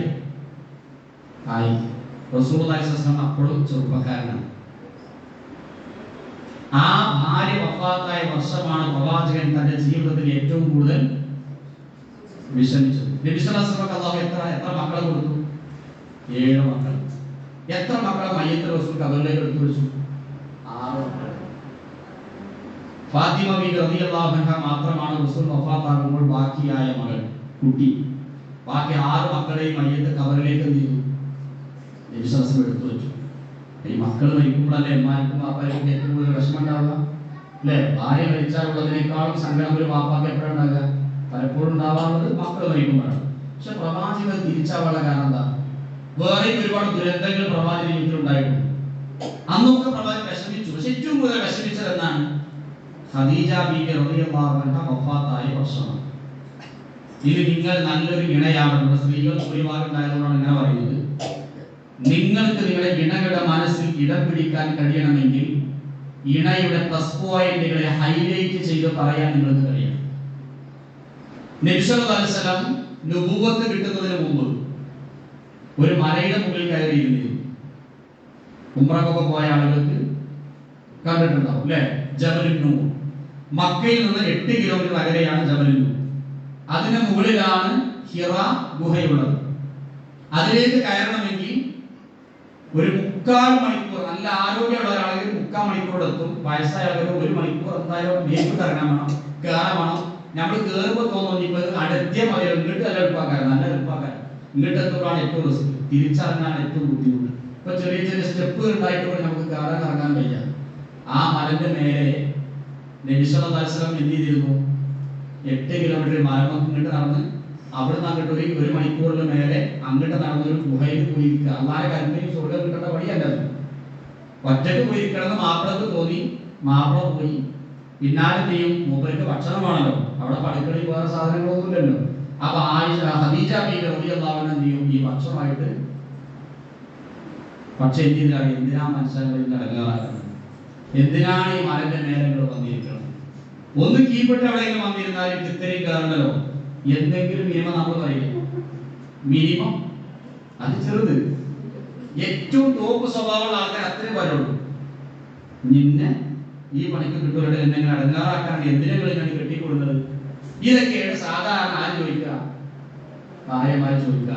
ഖദീജ ബീവി ചോദിച്ചോ? ഇല്ല. ഇനി എപ്പോഴാണ് ചാൻസ്? പേടിച്ചു വറച്ചു വന്നല്ലോ. ആരെ കണ്ടിട്ട്? വന്നത് ആരാണെന്ന് വൃത്തം കിട്ടിയോ?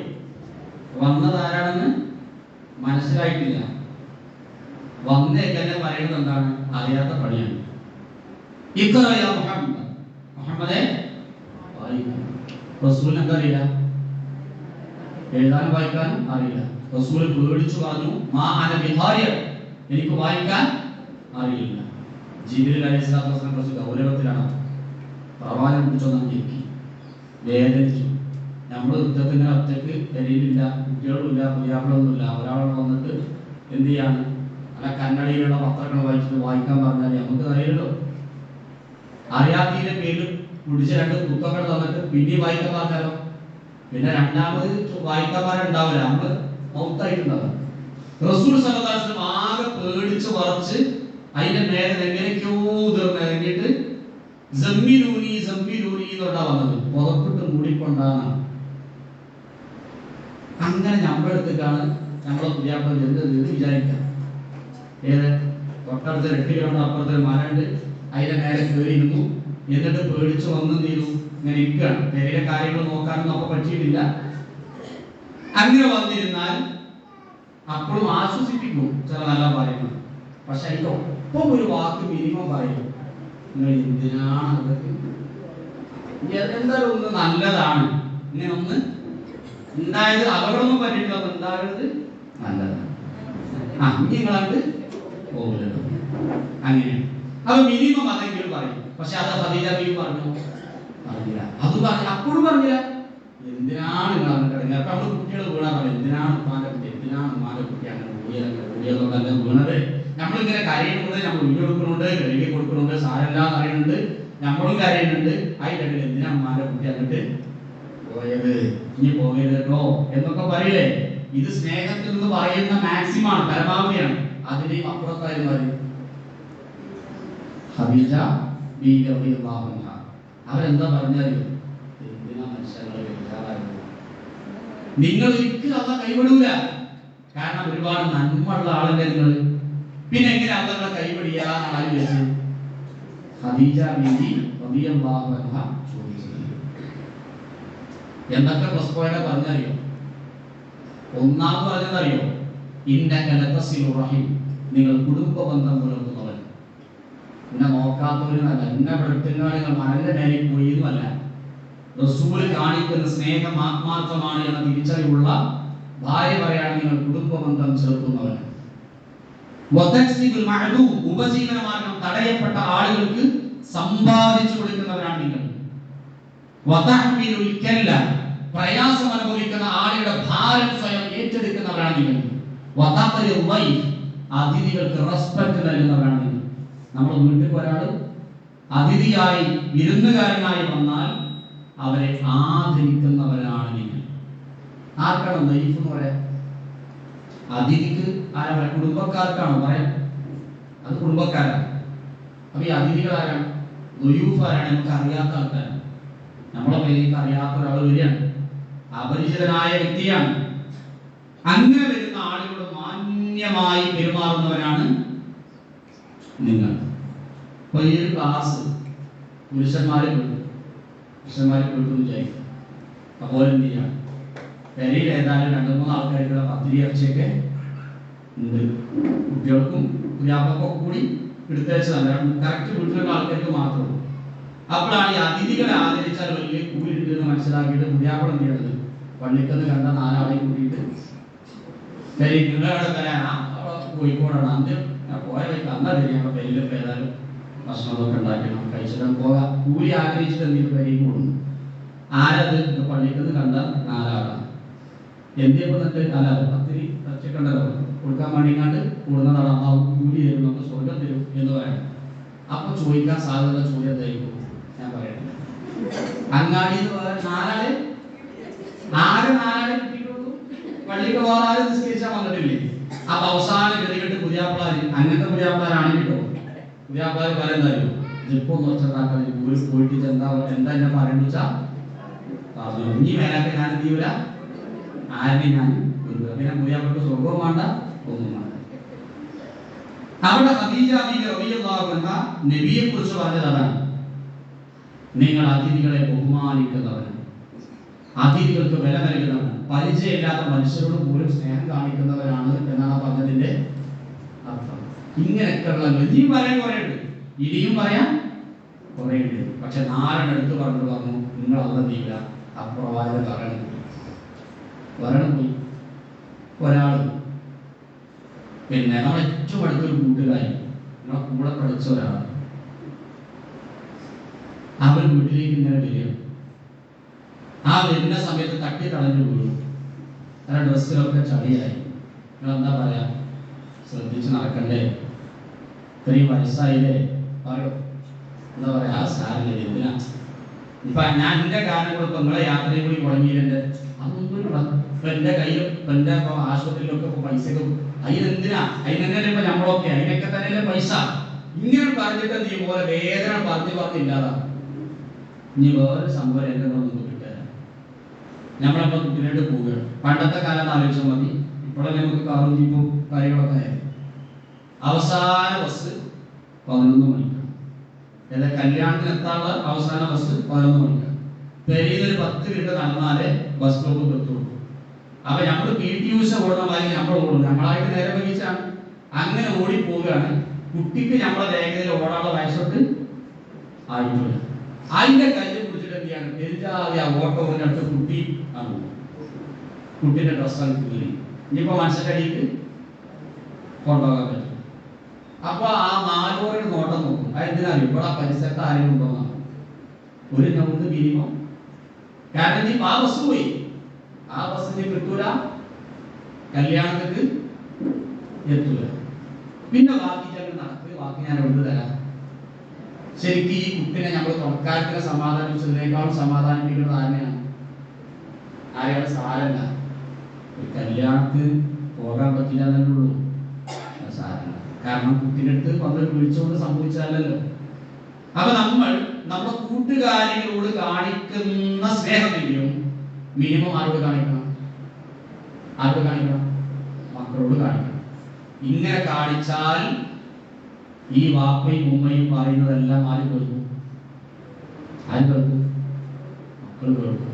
നമ്മൾ മരിച്ചാലും നമുക്ക് വേണ്ടി മക്കൾ പ്രാർത്ഥിക്കും. ഈ മാതാപിതാക്കൾക്ക് വേണ്ടി പ്രാർത്ഥിക്കേണ്ട പ്രാർത്ഥന അല്ല പഠിപ്പിച്ചില്ലേ? എന്താ പ്രാർത്ഥന? റബ്ബിർഹംഹുമാ കമാ റബ്ബയാനി സഗീറാ. അല്ലാഹുവേ, എന്റെ പ്രിയപ്പെട്ട മാതാപിതാക്കളോട് നീ കരുണ കാണിക്കണമേ. ഇതുപോലെ കമാ റബ്ബയാനി സഗീറാ, ചെറുപ്പത്തിൽ ഞങ്ങളോട് കരുണ കാണിച്ചതുപോലെ. ചെറുപ്പത്തിൽ ഞങ്ങളോട് കരുണ കാണിച്ചതുപോലെ. അപ്പൊ നമ്മൾ നന്നാവാൻ വേണ്ടിയിട്ട് ചെയ്യാം, പക്ഷെ അത് എതിർ ഫലമായി ഉണ്ടാക്കുക. നമ്മൾ അടി കൊടുക്കാറുണ്ട്. എത്രാമത്തെ വയസ്സത്തിലാണ് വടിയെടുക്കാൻ വേദനിപ്പിക്കാൻ നമുക്ക് അനുവാദം തന്നത്? അതിന്റെ ഒന്നും ഇല്ല കേട്ടോ. എത്രയാണ്? 10 വയസ്സ്. എന്തിനാണ് അടിക്കാൻ പറഞ്ഞത്? ചെറിയ അക്ഷരം വലിയ അക്ഷരം മാറിയാണ്, അക്ഷരത്തിന് ചുരുക്കില്ലാത്തതുകൊണ്ടാണ്.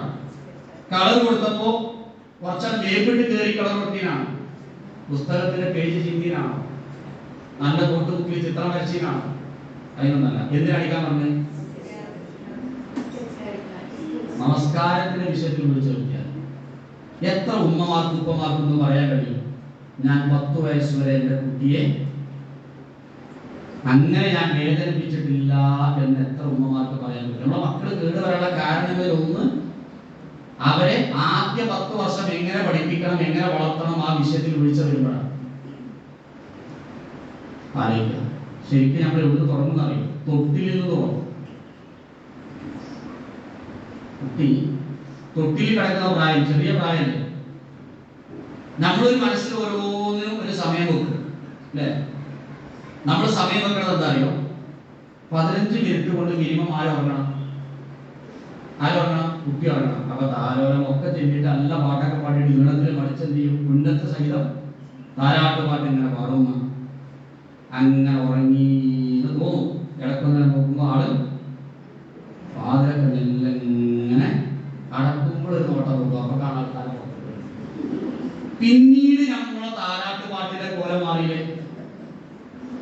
പിന്നെ ഉന്നത്തില്ല, ഇതറാമില്ല, അല്ലേ? ഒന്നുമില്ല. പിന്നെ ഒരു ഈണമല്ല, ഒന്നുമില്ല. പിന്നെ ഒരു ഗൗരവപ്പെട്ട പാട്ടാകാരം, പാട്ടൊക്കെ ഉണ്ടാവില്ല. പിന്നെ നോക്കിയിട്ട് പിന്നെ ഇങ്ങനെയായിട്ട് അളകുകയാണെങ്കിൽ ഒരൊറ്റ കുലിക്കല, ഒരൊറ്റക്കാരം പേടിച്ച നോക്കും. അങ്ങനെ പണ്ടൊരാൾ പുതിയണ്ടേരി കൂട്ടിയിട്ട് ബൈക്കും അങ്ങനെ പോവുകയാണ്. വർത്താനത്തിലൊരു കമ്പ് കഴിയില്ല. അപ്പൊ ഇയാൾ സൈഡിൽ കൂടി ചെറിയൊരു ഗ്യാപ്പുണ്ട്, ഒന്നാണ് വെട്ടിച്ചു. അതിനിടക്ക് അമ്പിന്റെ തലപ്പണം കയറിയിട്ട് വണ്ടി നാ പൊങ്ങി, പുതിയണ്ടും പൊങ്ങി, അയിമത്തന്നെ ഇരുന്ന് ആളവിടെ തന്നെ ഉണ്ട്, ഹയാത്തിലുണ്ട്, വണ്ടിക്കൊന്നും കുത്തം വിട്ടിട്ടില്ല.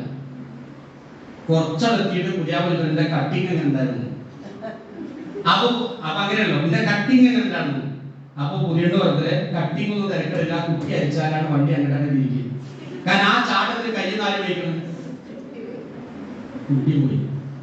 പക്ഷെ അതെന്ത് അപ്പൊ പറയുന്നത്, ആ വലിയ നാവൊക്കെ ഇറങ്ങിപ്പോയിക്കുക. പിന്നെ ചോദിച്ചപ്പോഴാണ് പെണ്ണിനെ ചെയ്തത്, അടുത്ത സാധനങ്ങൾ റെഡിയായി. ഇതേപോലെയാണ് കുട്ടികൾ, ചില കുട്ടികൾ ഉറങ്ങുന്നത്. അങ്ങനെ ഓർക്കുക. സംഭവം നമുക്ക് 100 കൂട്ടം പ്രശ്നങ്ങളുണ്ട്. അടുക്കളയിൽ കുറെ സംഭവമുണ്ട്, തിരുമ്പിയിട്ടില്ല, പിന്നെ ഇതായിട്ടില്ല, കുറെ പണികളുണ്ട്. ഇതിന് ഉറക്കൽ മാത്രമല്ലല്ലോ പണി. ഇങ്ങനെയൊക്കെ നമ്മൾ ചിന്തിക്കുക. പക്ഷെ കുട്ടി എന്ത് ചെയ്യുക, നമ്മൾ കരുതിയ സമയത്ത് നമ്മുടെ ടൈം ടേബിൾ പോലെ ആരും ഉറങ്ങണില്ല, കുട്ടി ഉറങ്ങണില്ല. അത് നമ്മൾ തൊട്ടിൽ വെച്ചിട്ടാണ് എന്ത് ചെയ്യാൻ. പിന്നെ നല്ല ഇങ്ങനെ ഇരിക്കാനായി. അപ്പൊ ഒരു പാത്രം വെച്ചു, ചായ ഗ്ലാസ് ഒക്കെ വെച്ചിട്ട് നമ്മളൊന്നാണ് ബീച്ച് വന്നപ്പോൾ ഗ്ലാസ് കണ്ടിട്ടുണ്ടോ, നമ്മുടെ സ്വഭാവം മാറി. 2 വയസ്സായ കുട്ടിന്റെ കയ്യിൽ നിന്ന് ഒരു കളിപ്പാട്ടം വീണ് പൊട്ടിയാല് എങ്ങനെങ്കിലും അതിന് വാക്കുകൊണ്ടെങ്കിലും ആ കുട്ടി എന്ത് ചെയ്യും, അപ്പൊ ആ പ്രായം തൊട്ട് 10 വയസ്സ് വരെ അവിടെ തൊടാനേ പാടില്ല. 10 വയസ്സ് എത്ര ഉമ്മമാർക്ക് കഴിഞ്ഞിട്ടുണ്ട്, എത്ര വാപ്പാർക്ക് കഴിഞ്ഞിട്ടുണ്ട്, എത്ര കുറ്റങ്ങൾ പറഞ്ഞിട്ടുണ്ടാവുന്ന വെച്ചാൽ അള്ളാഹുവിന്റെ കാര്യം പറയണ്ട. വലിയ തുടങ്ങി സഹോദരങ്ങളെ, നമ്മുടെ മക്കൾ നന്നാവണമെന്ന് നമ്മൾ ആഗ്രഹിക്കുന്നു. എന്നാൽ ആഗ്രഹം കൊണ്ട് മാത്രം മക്കൾ എന്താവില്ല, നന്നാവില്ല. നമ്മൾ ശ്രദ്ധിക്കേണ്ടത് എന്തെല്ലാമാണ്, ഉപ്പ ഉമ്മായുള്ള നിലക്ക് രക്ഷിതാക്കൾ ശ്രദ്ധിക്കേണ്ട എന്തെല്ലാം കാര്യങ്ങളുണ്ടോ അതിൽ വീഴ്ച വരുത്താതെ ആ കാര്യങ്ങൾ നിർവഹിക്കാൻ എന്ത് ചെയ്യണം, നമുക്ക് സാധിക്കണം. അതോടൊപ്പം നമ്മൾ സ്നേഹത്തോടെ ഉപദേശങ്ങൾ നൽകണം. മക്കൾക്ക് എന്തെല്ലാം ഉപദേശങ്ങൾ ആവശ്യമാക്കാൻ അവർ ജീവിതത്തെ കുറിച്ചും കാര്യങ്ങളെ കുറിച്ചൊക്കെ മനസ്സിലാക്കി വരികയാണ്. അല്ലെ, ലഹരി ഉപയോഗിച്ചാൽ എന്താണ് എത്തുക, എവിടേക്കാണ് എത്തുക, എന്താണ് സംഭവിക്കുക, അങ്ങനെ ഓരോ കാര്യങ്ങളെ കുറിച്ചും അവർക്ക് എന്തില്ല, കൃത്യമായ ധാരണകളില്ല. അവർക്ക് നമ്മൾ എന്ത് ചെയ്യണം, പറഞ്ഞു കൊടുക്കണം. പറഞ്ഞു കൊടുക്കുമ്പോൾ ശൈലി മാറിപ്പോയാൽ ഗുണത്തെക്കാളേറെ ദോഷമായിരിക്കും എന്ത് ചെയ്യുക, സംഭവിക്കുക. അപ്പൊ നമ്മളും ഒരാൾ കുറ്റപ്പെടുന്ന നമുക്ക് ഇഷ്ടമല്ലല്ലോ, ഇഷ്ടമാണ് ഇല്ല. നീ കയറി വന്നാൽ നമ്മൾ 4 പറയുന്നത് ആരും ഇല്ലാത്തോടത്തുനിന്ന് എന്നെ പറഞ്ഞോളി എന്നാണ് പറയുക, അല്ലേ? പക്ഷെ നമ്മൾ പലപ്പോഴും ഒരാളെ കുറ്റപ്പെടുത്താൻ എപ്പോഴാണ് ശ്രമിക്കാറുള്ളത്, 4 കൂടുമ്പോഴാണ് പലപ്പോഴും ആളുകൾ എന്ത് ചെയ്യുക, പറയുക. അതാണ് ഏറ്റവും വലിയ വിഷമം ഉണ്ടാകുക. ഓരോ മുമ്പ് അത് പറഞ്ഞില്ല, ഇവരിപ്പോ അത് കേട്ടില്ല, എന്തായിരിക്കും അവർ തന്നെ കുറിച്ച് വിചാരിക്കുക എന്ന് പറഞ്ഞത്. അപ്പൊ കുറ്റപ്പെടുത്തലുകൾ ആരും ഇഷ്ടപ്പെടുന്നില്ല. അതിനർത്ഥം ആർക്കും കുറ്റമില്ല എന്നാണ്. കുറ്റമില്ലാത്ത ആരെങ്കിലും ഉണ്ടോ ലോകത്ത്? ഇന്ന് 800 കോടിയിലധികം മനുഷ്യർ ലോകത്ത് ജീവിക്കുന്നുണ്ട്. അതിൽ കുറ്റമില്ലാത്ത ഒരാളുണ്ടോ? ഉണ്ടോ? സംശയമുണ്ടോ? എല്ലാവരും, കാരണം പുല്ലു പനി ആദമഹത്താവ്, ആദം സന്തതികളെല്ലാം തെറ്റു ചെയ്യുന്നവരാണ്. കാരണം അബദ്ധങ്ങൾ ചെയ്യുന്ന പ്രകൃതത്തിലാണ് ആര് നമ്മളെ പഠിച്ചത്, അള്ളാഹു നമ്മളെ പഠിച്ചത് അങ്ങനെയാണ്. അങ്ങനെ പടക്കാത്ത വിഭാഗം, അങ്ങനെ അല്ലാത്ത രൂപത്തിൽ പഠിച്ച വിഭാഗമാണ് മലക്കുകൾ. മലക്കുകളെ കുറിച്ച് പറഞ്ഞതാണ്, ലാ യഅസൂനല്ലാഹ മാ അമറഹും വയഫഅലൂന മാ യുമറൂൻ. എന്റെ കൽപ്പനകൾക്ക് വിപരീതം പ്രവർത്തിക്കാൻ അവരെ കൊണ്ട് കഴിയില്ല. അങ്ങനെയാണ് ആര് പഠിച്ചത്, മലക്കുകളെ പഠിച്ചത്. അവരുടെ ഭാഗത്ത് ഒരു മൈനസ് ഉണ്ടോ? ഉണ്ടാവില്ല. എന്നാൽ മനുഷ്യരിൽ നമ്മുടെ മൈനസ് ഉണ്ടാവില്ലേ? ഉണ്ടാവും. എന്നാൽ ഒരു മൈനസ് കണ്ടാൽ, ഇപ്പൊ ഭാര്യ ഭർത്താക്കന്മാരാണെങ്കിൽ ഒരു ഭർത്താവ് ഭാര്യയിൽ ഒരു മൈനസ് കണ്ടു, അങ്ങനെ എല്ലാവരും അവളത് പറയേണ്ടത്, അങ്ങനെ എല്ലാവരും അവളത് ചെയ്യേണ്ടത്. നമ്മുടെ മനസ്സിലൊരു ശരിയുണ്ട്, അങ്ങനെ എല്ലാവരും ഇങ്ങനെയൊന്നും ആവേണ്ടതുണ്ട്. അതാണല്ലോ അവിടെ കുറവ്, അതാണല്ലോ അവിടെ കുറ്റം എന്ന് പറയുന്നത്. അങ്ങനെ കുറ്റം കണ്ടാൽ പറയണമെന്നാണോ പറയരുതെന്നാണോ പ്രവാചകൻ വിളിച്ചത്?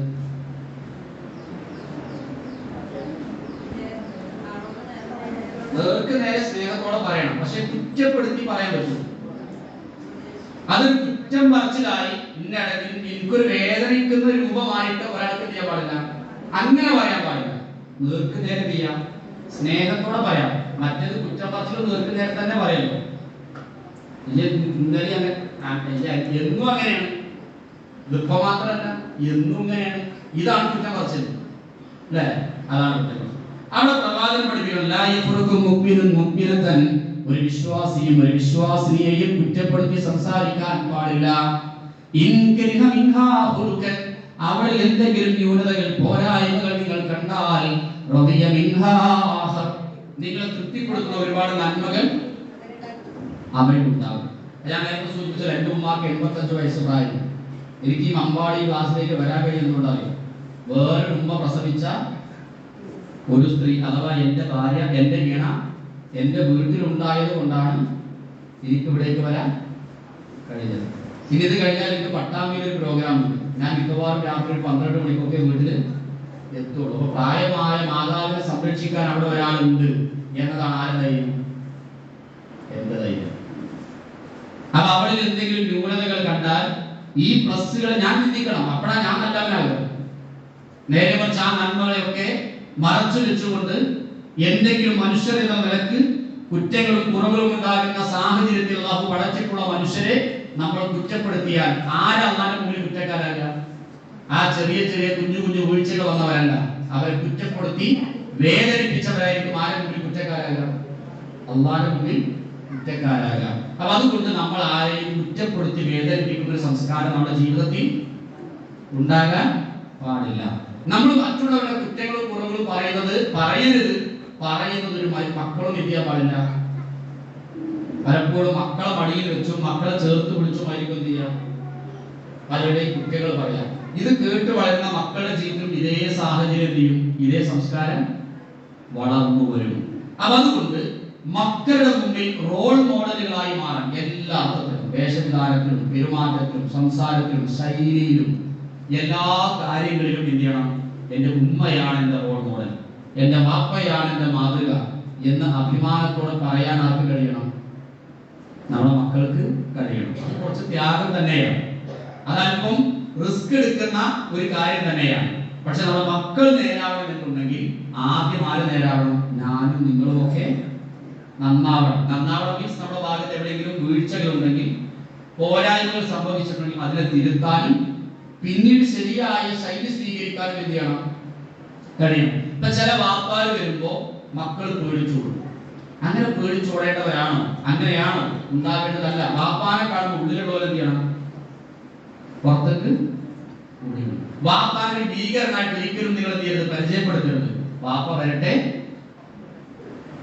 കുറച്ചാൽ കഴിയട്ടെ, അങ്ങനെ പറയരുത്. അങ്ങനെ പറഞ്ഞതിന്റെ പേരിൽ 6 മാസം മുമ്പ് എന്റെ നാട്ടിൽ 9ാം ക്ലാസ്സിൽ പഠിക്കുന്ന ഒരു വിദ്യാർത്ഥി തൂങ്ങി മരിച്ചു. ജ്യേഷ്ഠനും അനുജനും തമ്മിൽ ചെറിയൊരു കച്ചറ, കുട്ടികളാകുമ്പോൾ അതൊക്കെ ഉണ്ടാവും. നമ്മളെ കയ്യിൽ വരുന്നേരുന്നു. ആ കാലം കഴിഞ്ഞ് വന്നവരാണല്ലോ നമ്മൾ അടിക്കൂടിയിട്ടില്ല എന്ന് പറയാൻ പറ്റുമോ? നമ്മൾ വാശി പിടിച്ചിട്ടില്ല എന്ന് പറയാൻ പറ്റുമോ? നമ്മൾ ഒരാളെ നുള്ളിയിട്ടില്ല, കുത്തിയിട്ടില്ല എന്ന് പറയാൻ പറ്റുമോ? ഇല്ല.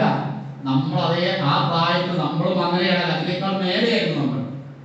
അപ്പൊ പലപ്പോഴും നമ്മൾ കുട്ടികൾക്ക് A+ മുതൽ പറഞ്ഞാൽ നമ്മൾ അവരെ കുറ്റപ്പെടുത്തൂല. എന്തിനാണ് പറഞ്ഞാൽ എത്ര ഉറുപ്പികൾക്ക് ചെലവാക്കി, ആ ട്യൂഷൻ തന്നെ, ഈ ട്യൂഷൻ തന്നെ, പോകാൻ വേണ്ടി കൂടി അത് ഇതൊക്കെ പണ്ടുള്ള കുറ്റം പറയും. അങ്ങനെയാണെങ്കിൽ നമ്മളെ പെട്ടി ഉണ്ടാവും, പഴയ ഒരു ഫയൽ ഉണ്ടാവും. അതിലെന്തൊക്കെ ഉണ്ടാവും? നമ്മുടെ SSLC ബുക്ക് ഉണ്ടാവും അല്ലേ? നമുക്കും +1 +2 ഒക്കെ പഠിച്ചിട്ടുണ്ടെങ്കിൽ അതിൻ്റെയൊക്കെ രേഖയിൽ ഉണ്ടാകുമല്ലോ. എത്രയായിരുന്നു മാർക്ക്, ഞാൻ എൻ്റെ മാർക്ക് ലിസ്റ്റ്, നിങ്ങളുടെ മാർക്ക് ലിസ്റ്റ് നോക്കിയാൽ നമ്മളെ കുട്ടികളാകുമ്പോൾ ജീവില്ല എന്ന് പറയും. അപ്പൊ അങ്ങനെ നമ്മൾ കുറ്റപ്പെടുത്തുന്ന ഒരു സംസ്കാരം നമ്മുടെ ജീവിതത്തിൽ ഉണ്ടായാൽ ആര് നമ്മളെ ഓർക്കും? കുട്ടികൾ മാത്രമല്ല, ആരൊക്കെ നമ്മൾ അങ്ങനെ വേദനിപ്പിക്കുന്നുണ്ടോ അവരൊക്കെ നമ്മളെ ചെയ്യും. ആരും നമ്മളെ സ്നേഹിക്കില്ല, ആത്മാർത്ഥമായി സ്നേഹിക്കില്ല, മനസ്സറിഞ്ഞ് നമുക്ക് വേണ്ടി അവർ പ്രാർത്ഥിക്കൂല. പിന്നെ കുറച്ചൊന്ന് പാപം കാട്ടിക്കുമെന്നാണ് പറയാം. ഞങ്ങളുടെ 90 വയസ്സായൊരു ഉസ്താദ് മരണപ്പെട്ടു.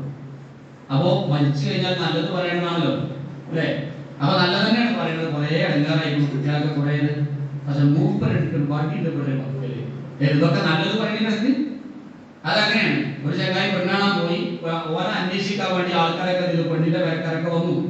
ആ ഓനെ കുറിച്ച് നാട്ടിൽ അന്വേഷിച്ചപ്പോ നല്ലതാണ് എല്ലാവർക്കും പറയണത്. ആള് ഉഷാറാണ്, കള്ളു കുടിക്കൂല, വീടി കഴിക്കൂല, ചീട്ട് കഴിക്കൂല, തല്ലു പിടിക്കും പോകൂല, നിസ്കരിക്കൂല, നോൽപ്പ് ഒലിക്കൂല, വേണ്ടാത്തൊരു കാര്യം ഒരിടത്തില്ല.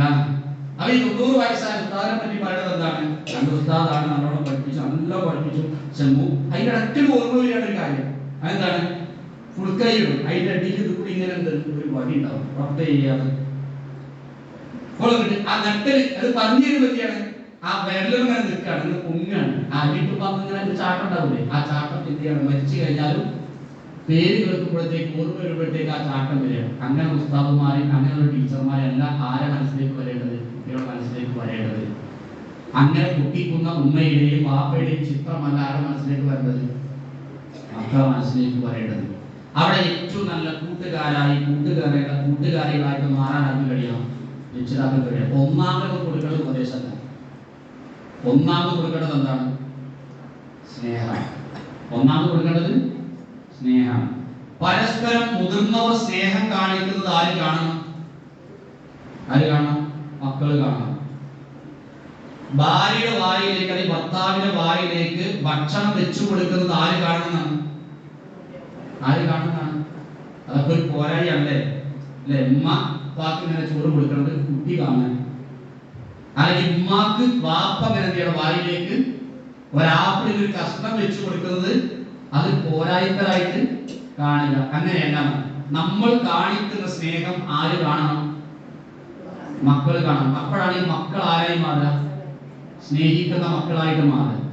ഇന്ന് വിവാഹം നടക്കുന്നത് പോലെ നടക്കുന്ന ഒരു കാര്യമാണ് വിവാഹം. കാരണം ശരിയായ ഒരു കുടുംബജീവിതം നയിക്കുന്ന ആളുകളെ കാണാൻ കഴിയുന്നില്ല. പല മക്കൾ കല്യാണം വേണ്ടെന്ന് തീരുമാനിക്കുന്ന കുറെ ഘടകങ്ങൾ, ഞാൻ അതിലേക്ക് പോകുന്നില്ല. അതിനൊരു കാരണം അറിയാം, കല്യാണം കഴിച്ചോടെ പോലെ തന്നെ ഒരു വേറെ പോണത്. അയലോകത്തെ പുതിയപ്പനെല്ലാം നോക്കണത് ഓല ആരനെ നോക്കണത്? ഓല പെരിയൊരു പുതിയപ്പൻ. അതാരാ പുതിയപ്പൻ? ഓല വാപ്പിങ്ങി. ഉമ്മാനോട് വാപ്പ മുന്നിട്ട് ദിവസങ്ങളായി. ഈ മുണ്ടാതെ നടക്കുന്നതും ഉമ്മ കണ്ണീര് തുറക്കുന്നതും ആര് കാണാണ്? മക്കള് കാണും. ആ മക്കൾ ആലോചിച്ചിട്ടെങ്കിലും നിങ്ങളെ പ്രശ്നങ്ങളൊന്നും തീർക്കണമെന്ന് പലപ്പോഴും മധ്യസ്ഥ പറയുന്ന ആളുകൾ എന്ത് പറയാറുണ്ട്. അവിടെ ഒപ്പം തീരും ഒക്കെ നടക്കുന്നുണ്ട്, കുളിയും ഉറങ്ങലൊക്കെ നടക്കുന്നുണ്ട്. പക്ഷെ വാപ്പിന്റെ മുഖത്തോട് മുഖം നോക്കിയാലും എന്ത് ചെയ്യൂല, ഒരു മുണ്ടൂല. മുപ്പത്തിയേഴൊക്കെയുണ്ട്, ചോറും കൂട്ടാനൊക്കെ കൊണ്ടുനടക്കണം, മുമ്പിൽ തിന്നുമുണ്ട്. പക്ഷെ കാമാണ് അങ്ങോട്ടും ഇങ്ങോട്ടും എന്ത് ചെയ്യുന്നില്ല, മുണ്ടണില്ല. ഇനി എന്തേലും പാടൊരു കാര്യം ചോദിക്കുകയാണെങ്കിൽ ചോദിക്കണം എന്ന് ഉമ്മ എന്ത് ചെയ്യും? കുട്ടികളെ കൊണ്ട് പറയും. അല്ലെങ്കിൽ തെറി പറയണതും വാതിലിടിക്കുന്നതും ഫോണെറിയണതും ഇതൊക്കെയാണ് ആര് കാണുന്നത്? മക്കൾ കാണുന്നത്. അതുകൊണ്ട് തന്നെ ഈ ജാതിയാണ് കുടുംബജീവിതമെങ്കിൽ ഇങ്ങനത്തെ ഒരു കുടുംബജീവിതം എനിക്ക് വേണ്ട എന്നാരും തീരുമാനിക്കുകയാണ്? മക്കൾ തീരുമാനിക്കുക. എന്നാൽ ആത്മാർത്ഥമായി സ്നേഹപ്രകടനങ്ങൾ പങ്കിടുന്ന മനോഹരമായ കാഴ്ചകൾ നമ്മളെ മക്കൾ കണ്ടു വളരാണെങ്കിൽ ഇതുപോലെ ഒരു ഇണയെ എനിക്കും ഉണ്ടാകണമെന്ന് ആരാഗ്രഹിക്കും? മക്കള് ആഗ്രഹിക്കും. അതുകൊണ്ട് എല്ലാ അർത്ഥത്തിലും മക്കളുടെ മുമ്പിൽ ന്യൂനതകളില്ലാത്ത, പോരായ്മകളില്ലാത്ത രക്ഷിതാക്കളായി മാറാൻ നമുക്ക് കഴിയണം. അങ്ങനെ നമ്മളിങ്ങനെ മാതൃകളായി ജീവിച്ചാൽ മാത്രം പോരാ, അവർക്ക് എന്ത് കൊടുക്കണം? ഉപദേശങ്ങൾ കൊടുക്കണം. ഉപദേശങ്ങൾ ഒരുപാട് കൊടുത്തതുകൊണ്ട് നന്നാവില്ല. കൊടുക്കുന്ന ഉപദേശത്തിന്റെ ശൈലി എന്തായിരിക്കണം? നന്നാവണം. വിളിക്കാവുന്നതിൽ വെച്ച് ഏറ്റവും നല്ല വിളി നടത്തിയിട്ടാണ് എന്ത് ചെയ്യേണ്ടത്? നമ്മൾ ഉപദേശം കൊടുക്കേണ്ടത്. ഇങ്ങനെ എല്ലാം ഒത്തിണങ്ങിയ രൂപത്തിൽ നമ്മളെ മക്കൾക്ക് ഉപദേശങ്ങൾ കൊടുത്താൽ ആ മക്കൾ ശരിയായ വഴിയിലേക്ക് വരും എന്ന കാര്യത്തിൽ യാതൊരു സംശയവും ഇല്ല. അപ്പൊ അതുകൊണ്ട് ഭീഷണിപ്പെടുത്തിയിട്ടോ ഭയപ്പെടുത്തിയിട്ടോ അല്ല അവരെ നന്നാക്കി എടുക്കേണ്ടത്. അവരെ ചേർത്ത് പിടിച്ചെന്ത് ചെയ്യണം? അവരെ നന്മയുടെ വക്താക്കളാക്കിയിട്ട് ധാർമ്മികമായ മൂല്യങ്ങൾ മുറുകെ പിടിച്ച് ജീവിക്കുന്ന മക്കളാക്കിയിട്ട് മാറ്റണം. അതിന് ഏറ്റവും കൂടുതൽ അനുകൂലമായ സാഹചര്യമുള്ളത് വീടുകളിൽ നിന്നാണ്. വീടിന് ഒരുപാട് പേരുണ്ട്. അല്ലാഹനെ മാത്രം ആരാധിക്കാൻ വേണ്ടി നിർമ്മിക്കപ്പെടുന്ന കെട്ടിടം, അതെന്താ പറയാ? മസ്ജിദ്, ബൈത്തുല്ലാഹ്, അല്ലാഹുവിന്റെ വീട് എന്നൊക്കെയാണ് എന്ത് ചെയ്യാ പറയാ. നമ്മൾ താമസിക്കുന്ന കെട്ടിടത്തിന് എന്താ പറയാ? കുറെ പേരുണ്ട് അല്ലേ? ബൈത്ത് എന്ന് പേരുണ്ട്. പിന്നെ എന്താണ്? ദാറുണ്ട്. പിന്നെ മസ്കനുണ്ട്, മൻസിലുണ്ട് അല്ലേ? ശരി. ഇങ്ങനെ കുറെ പേരുണ്ട്, മുത്രാദിഫ് ഉണ്ട് എന്ന് മാത്രം മനസ്സിലാക്കിയ പോലെ ആ പേരിന്റെ പിന്നിലെ കുറെ സംഭവങ്ങളുണ്ട്. കഥയൊന്നുമല്ല. ബാത്ത എന്നുള്ള വാക്കിന്റെ അർത്ഥം ബാത്ത രാത്രി കടന്നുറങ്ങുന്നത് കെട്ടിടം. ചില ആൾക്കാർക്ക് അത്രേ ഉള്ളൂ. ഉറക്കം വരുമ്പോൾ വന്നിട്ട് എന്ത് ചെയ്യാം? എഴുത്തിന്റെ റൂം എവിടെ പോയി എവിടെ പുറത്തില്ല. അപ്പൊ ബാത്ത ബൈത്ത് അത്ര ഉള്ള ഒരു വീട്. ഇനി മൻസിൽ എന്ന് പറഞ്ഞാൽ ഭാരങ്ങൾ ഇറക്കി വെക്കാൻ. ഭാരങ്ങൾ ഇറക്കി വെക്കാനുള്ള സ്ഥലമാണ് ഏത്? കുട്ടികളൊക്കെ ആകെ അടങ്ങാറായിട്ട് നിങ്ങൾക്ക് പ്രയാസപ്പെട്ട് വരുമ്പോ അതിന് കേക്കോട് കൂടി ഉമ്മീക്ക് എന്ത് ചെയ്യാണ്? ആ കുട്ടിക്ക് എന്തൊക്കെയേ അടങ്ങറോട് വന്നാൽ അടങ്ങറൊക്കെ എന്ത് ചെയ്തു പോയി. സമാധാനം അതിനുള്ള സ്ഥലമാണ് ഏത്? മനസ്സിൽ. അതിനുള്ള സ്ഥലമാണ് മനസ്സിൽ. ഒരു ഭർത്താവിന് ആകെ താഴ്ന്ന് ക്ഷീണിച്ച് ആകെ ടെൻഷൻ അടിച്ചിങ്ങനെ വരിക, എന്തൊക്കെയോ പ്രശ്നങ്ങൾ വന്നിട്ട് ഇങ്ങനെ മാനസിക സംഘർഷം വെച്ചിട്ട് കഴിയുമ്പോൾ വരുമ്പോ അതെന്താകണം? ഒരു മനസ്സിലായിട്ട് ഭാരങ്ങൾ ഇറക്കി വെക്കാൻ പറ്റുന്ന ഒരു സ്ഥലമായിട്ട്. ഇനി ധാരാളം പറഞ്ഞാൽ ചുറ്റി കറങ്ങി ഈ കൂടി ചുറ്റിയാൽ നമ്മൾ അവസാനം എത്തുക. അത്രേ ഉള്ളൂ. എന്നാൽ ഖുർആൻ പഠിപ്പിച്ച ഒരു സംഗതിയാണെന്ന് മസ്കൻ. മസ്കൻ എന്ന് പറഞ്ഞാൽ സമാധാനത്തിന്റെ. ഇന്ന് പല ആൾക്കാർ അങ്ങാടിയിൽ ഉറക്കം വരുന്നവരെ ഇങ്ങനെ കട്ടൻ ചായ കുടിച്ചിട്ടും സമൂസ തിന്നിട്ടും പഴംപൊരി തിന്നിട്ടും ഒരു സീക്കിൾ ഓംപ്ലേറ്റ് ഇങ്ങനെ അങ്ങാടിയിൽ ഇങ്ങനെ ഉറക്കം വരുന്നവരെ നിൽക്കുന്നതുകൊണ്ടായി ഓരോ പേരയിൽ ആ ചായക്കടന്റെ മുമ്പിലിരിക്കുന്ന ആ പൊട്ട കസാലിനേക്കാളും നല്ല മനോഹരമായ ഇരിപ്പിടം എവിടെ ഉണ്ട്? അവരുടെ വീട്ടിലുണ്ട്. പക്ഷെ അവിടെ പോയിരുന്നാല് സോഫയിൽ ഇരിക്കണതൊക്കെ സുഖം തന്നെയാണ്. പക്ഷെ അവർക്ക് അതാണ് അവരത് മനസ്സിലായിട്ട് എന്ത് ചെയ്തിട്ടില്ല? മനസ്സിലായിട്ട് മസ്കനായിട്ട് എന്ത് ചെയ്തിട്ടില്ല? പോയിട്ടില്ല. നമ്മളെ കുട്ടികൾ പെരീകൾ വരുമ്പോൾ നമ്മുടെ കുട്ടികൾക്ക് എന്ത് ചെയ്യണം? തുടങ്ങിയിപ്പ എന്ന് കുട്ടിക്ക് തോന്നുന്നില്ല. അങ്ങനെ ആയാൽ അത് മനസ്സിലായിട്ട് അറിയില്ല. ഇനി നമ്മൾ ഒരു പേര് കൂടി പഠിക്കുക. ഡിക്ഷണറിയിലൊന്നും ഇല്ലേ? മദ്രസ. എന്താണ് മദ്രസ? ഉമ്മ മദ്രസ അങ്ങനെ പഠിച്ചിട്ടുണ്ട്. മദ്രസ സാധാരണ പറയുന്നതിൽ മദ്രസ എന്ന് പറയാറില്ല. ഇപ്പൊ നമ്മൾ ഈ ഖുർആനും ഹദീസും നിസ്കാരത്തിലെ പ്രാർത്ഥനകളും ഒക്കെ പഠിപ്പിക്കുന്ന ഒരു കെട്ടിടമില്ല. അതിന് നമ്മൾ എന്താ പറയാ? മദ്രസ. ഇംഗ്ലീഷും കണക്കും ഹിന്ദിയും ഇതൊക്കെ കൂടി പഠിപ്പിക്കുന്ന സ്ഥലമില്ല. അവിടെ കുറെ ടീച്ചർമാരും മാസ്റ്റർ. അതിനെന്താ പറയാ? സ്കൂള്. ഈ മദ്രസയുടെ ഇംഗ്ലീഷാണ് സ്കൂള്. അതിനെന്താ സ്കൂളിനെ അറബി പറയാം? മദ്രസ. സ്കൂളിന്റെ അറബി എന്താണ്? മദ്രസ. അത് സ്കൂളും ഇത് മദ്രസയല്ല. ഇതും മദ്രസയാണ്, അതും മദ്രസയാണ്. അതും സ്കൂളാണ്, ഇതും സ്കൂളാണ്. ഇനി വേറൊരു സ്കൂൾ കൂടി വരണം, വേറെ മദ്രസയും കൂടി ഉണ്ടാക്കണം. അതേതാണ്? നമ്മുടെ വീടാണ്. നമ്മുടെ വീടാണ്. കാരണം എന്താ അറിയോ? ഈ നമ്മൾ മദ്രസ എന്ന് പറയുന്ന സ്ഥലത്ത് നിന്ന് എന്താ കുട്ടി പഠിക്കുന്നത്? വുളൂണ്ടാക്കാൻ പഠിക്കണില്ലേ? നിസ്കരിക്കാൻ പഠിക്കണില്ലേ? നിസ്കരിക്കണം എന്ന് പറഞ്ഞു കൊടുക്കണില്ലേ? ഉണ്ട്. അപ്പൊ ഇതൊക്കെ എവിടെ ഉണ്ടാകണം? വേഷവിധാനത്തെ പറ്റി സ്കൂളിൽ മദ്രസയിൽ പഠിക്കണില്ലേ? ഇത് എവിടെ പഠിക്കണം? എവിടെ പറഞ്ഞു കൊടുക്കണം? ടീച്ചർ പറഞ്ഞു കൊടുക്കണം. അതേ കാര്യം ആരും പറഞ്ഞു കൊടുക്കണം? ഉമ്മി പറഞ്ഞു കൊടുക്കണം. നമ്മൾ മുടങ്ങാതെ മകനും വിഷയങ്ങളൊക്കെ നമ്മൾ ഖുർആൻ ഓതിയിട്ടുണ്ട് അല്ലേ? നമ്മള് ഒരു 10-40 വയസ്സായ 10-35 വയസ്സായ ആൾക്കാർ അവിടെ നിന്നിട്ട് മേലും ചിന്തിച്ചാൽ നമുക്ക് മനസ്സിലാക്കാൻ പറ്റും. നമ്മളൊക്കെ എന്നും എന്ത് ചെയ്യുന്നു? ഖുർആൻ ഓതി. അത് ഉസ്താദ് പറഞ്ഞിട്ട് മാത്രം ഓതിന് ഉമ്മ പറഞ്ഞപ്പോ 10ാം ക്ലാസ്സിലാണ് തോൽക്കോ ജയിക്കോ അങ്ങനെ അങ്ങോട്ടും ഇങ്ങോട്ടും നിൽക്കുന്ന വിഷയമാണ്. ഞങ്ങൾ അങ്ങനെയൊക്കെ വരുമ്പോൾ ചിലപ്പോൾ വായിലില്ല സാധ്യത എന്തെടുക്കും? ഇംഗ്ലീഷ് എടുക്കും, കണക്കെടുക്കും. പക്ഷെ ഉമ്മ എന്താ നോക്കുക? ഏതാണ് ആദ്യം സാധ്യത ഉണ്ട്? 10ാം ക്ലാസ്സിലാണ്, കുറച്ച് മാർക്ക് കുറവാണ്, ടീച്ചർ കുറച്ച് പിന്നിലാന്നൊക്കെ കഴിഞ്ഞ മീറ്റിംഗിൽ പോയപ്പോൾ പറഞ്ഞിരുന്നു. അപ്പോ മിക്കവാറും നാളെ ഇംഗ്ലീഷാണോ എന്തെടുക്കാൻ സാധ്യതയുണ്ട്? ആദ്യം ഇംഗ്ലീഷ് എടുക്കാൻ സാധ്യതയുണ്ട്. അത് മനസ്സിലാക്കി അടുക്കളയിൽ ഉമ്മ വന്നിട്ട് നോക്കുന്നത് എന്താണ്? ഇവർ ആദ്യം എടുക്കുന്ന കിതാബും ഏതാണ്? നമ്മൾ ബേജാറ്, പരീക്ഷന്റെ ബേജാറ് നമ്മളിങ്ങനെ ഇംഗ്ലീഷ് എടുത്ത് വായിക്കുമ്പോൾ മടക്കി ഇത് കൂടാൻ പോയി ഇത്ര പെട്ടെന്ന് ഊട്ടി കഴിയുന്ന എന്താ ഊതലില്ലേ? ഉറക്കൻ ഊതുന്ന ഉമ്മ അടുക്കളയിലാക്കാൻ. ഉറക്കൻ ഊതുന്ന ആര് പറയും? ഉമ്മ പറയും. ഉമ്മ പറയുമ്പോ ഇവർ നമുക്കൊരു സ്വഭാവമുണ്ട്. എവിടെയാണോ കിട്ടാതാകേണ്ടത് അവർ മണിക്കലും കിട്ടുന്നതൊക്കെ അടുത്ത കെലിമത്ത് കുടുത്തം കിട്ടുന്നവരെ ചില ആൾക്കാർ എന്ത് ചെയ്യും? നീട്ടും. അവിടെ നീട്ടാൻ യാതൊരു അലാമത്തും ഉണ്ടാവില്ല. അപ്പൊ ഉമ്മ നീട്ടും. അവിടെ ഒന്നുകൂടി ഒതുക്കാന്ന് പറയും. ഉമ്മക്ക് കാണാതായിട്ട് സൂറത്താണെങ്കിൽ അവിടെ തെറ്റുണ്ടെങ്കിലും ആ ടീച്ചർ കരിയിച്ച ടീച്ചർ എന്ത് ചെയ്യും? എവിടുന്ന്? ഉമ്മ താമസിക്കുന്ന, നമ്മൾ താമസിക്കുന്ന ആ മദ്രസയിൽ വെച്ച് ആര് തെറ്റ് തിരുത്തി തരും? മദ്രസയിലെ ടീച്ചേഴ്സ് ബോധിപ്പിക്കുന്നത് പോലെ ഉമ്മമാർ നമ്മളെ ബോധിപ്പിച്ചിരുന്നു. നമ്മൾ മദ്രസയിൽ ഓതി കൊടുക്കുമ്പോൾ തെറ്റ് വരുമ്പോൾ പറഞ്ഞു തരുന്നത് പോലെ നമ്മുടെ ഉമ്മമാർ നമുക്ക് പറഞ്ഞു തന്നിരുന്നു.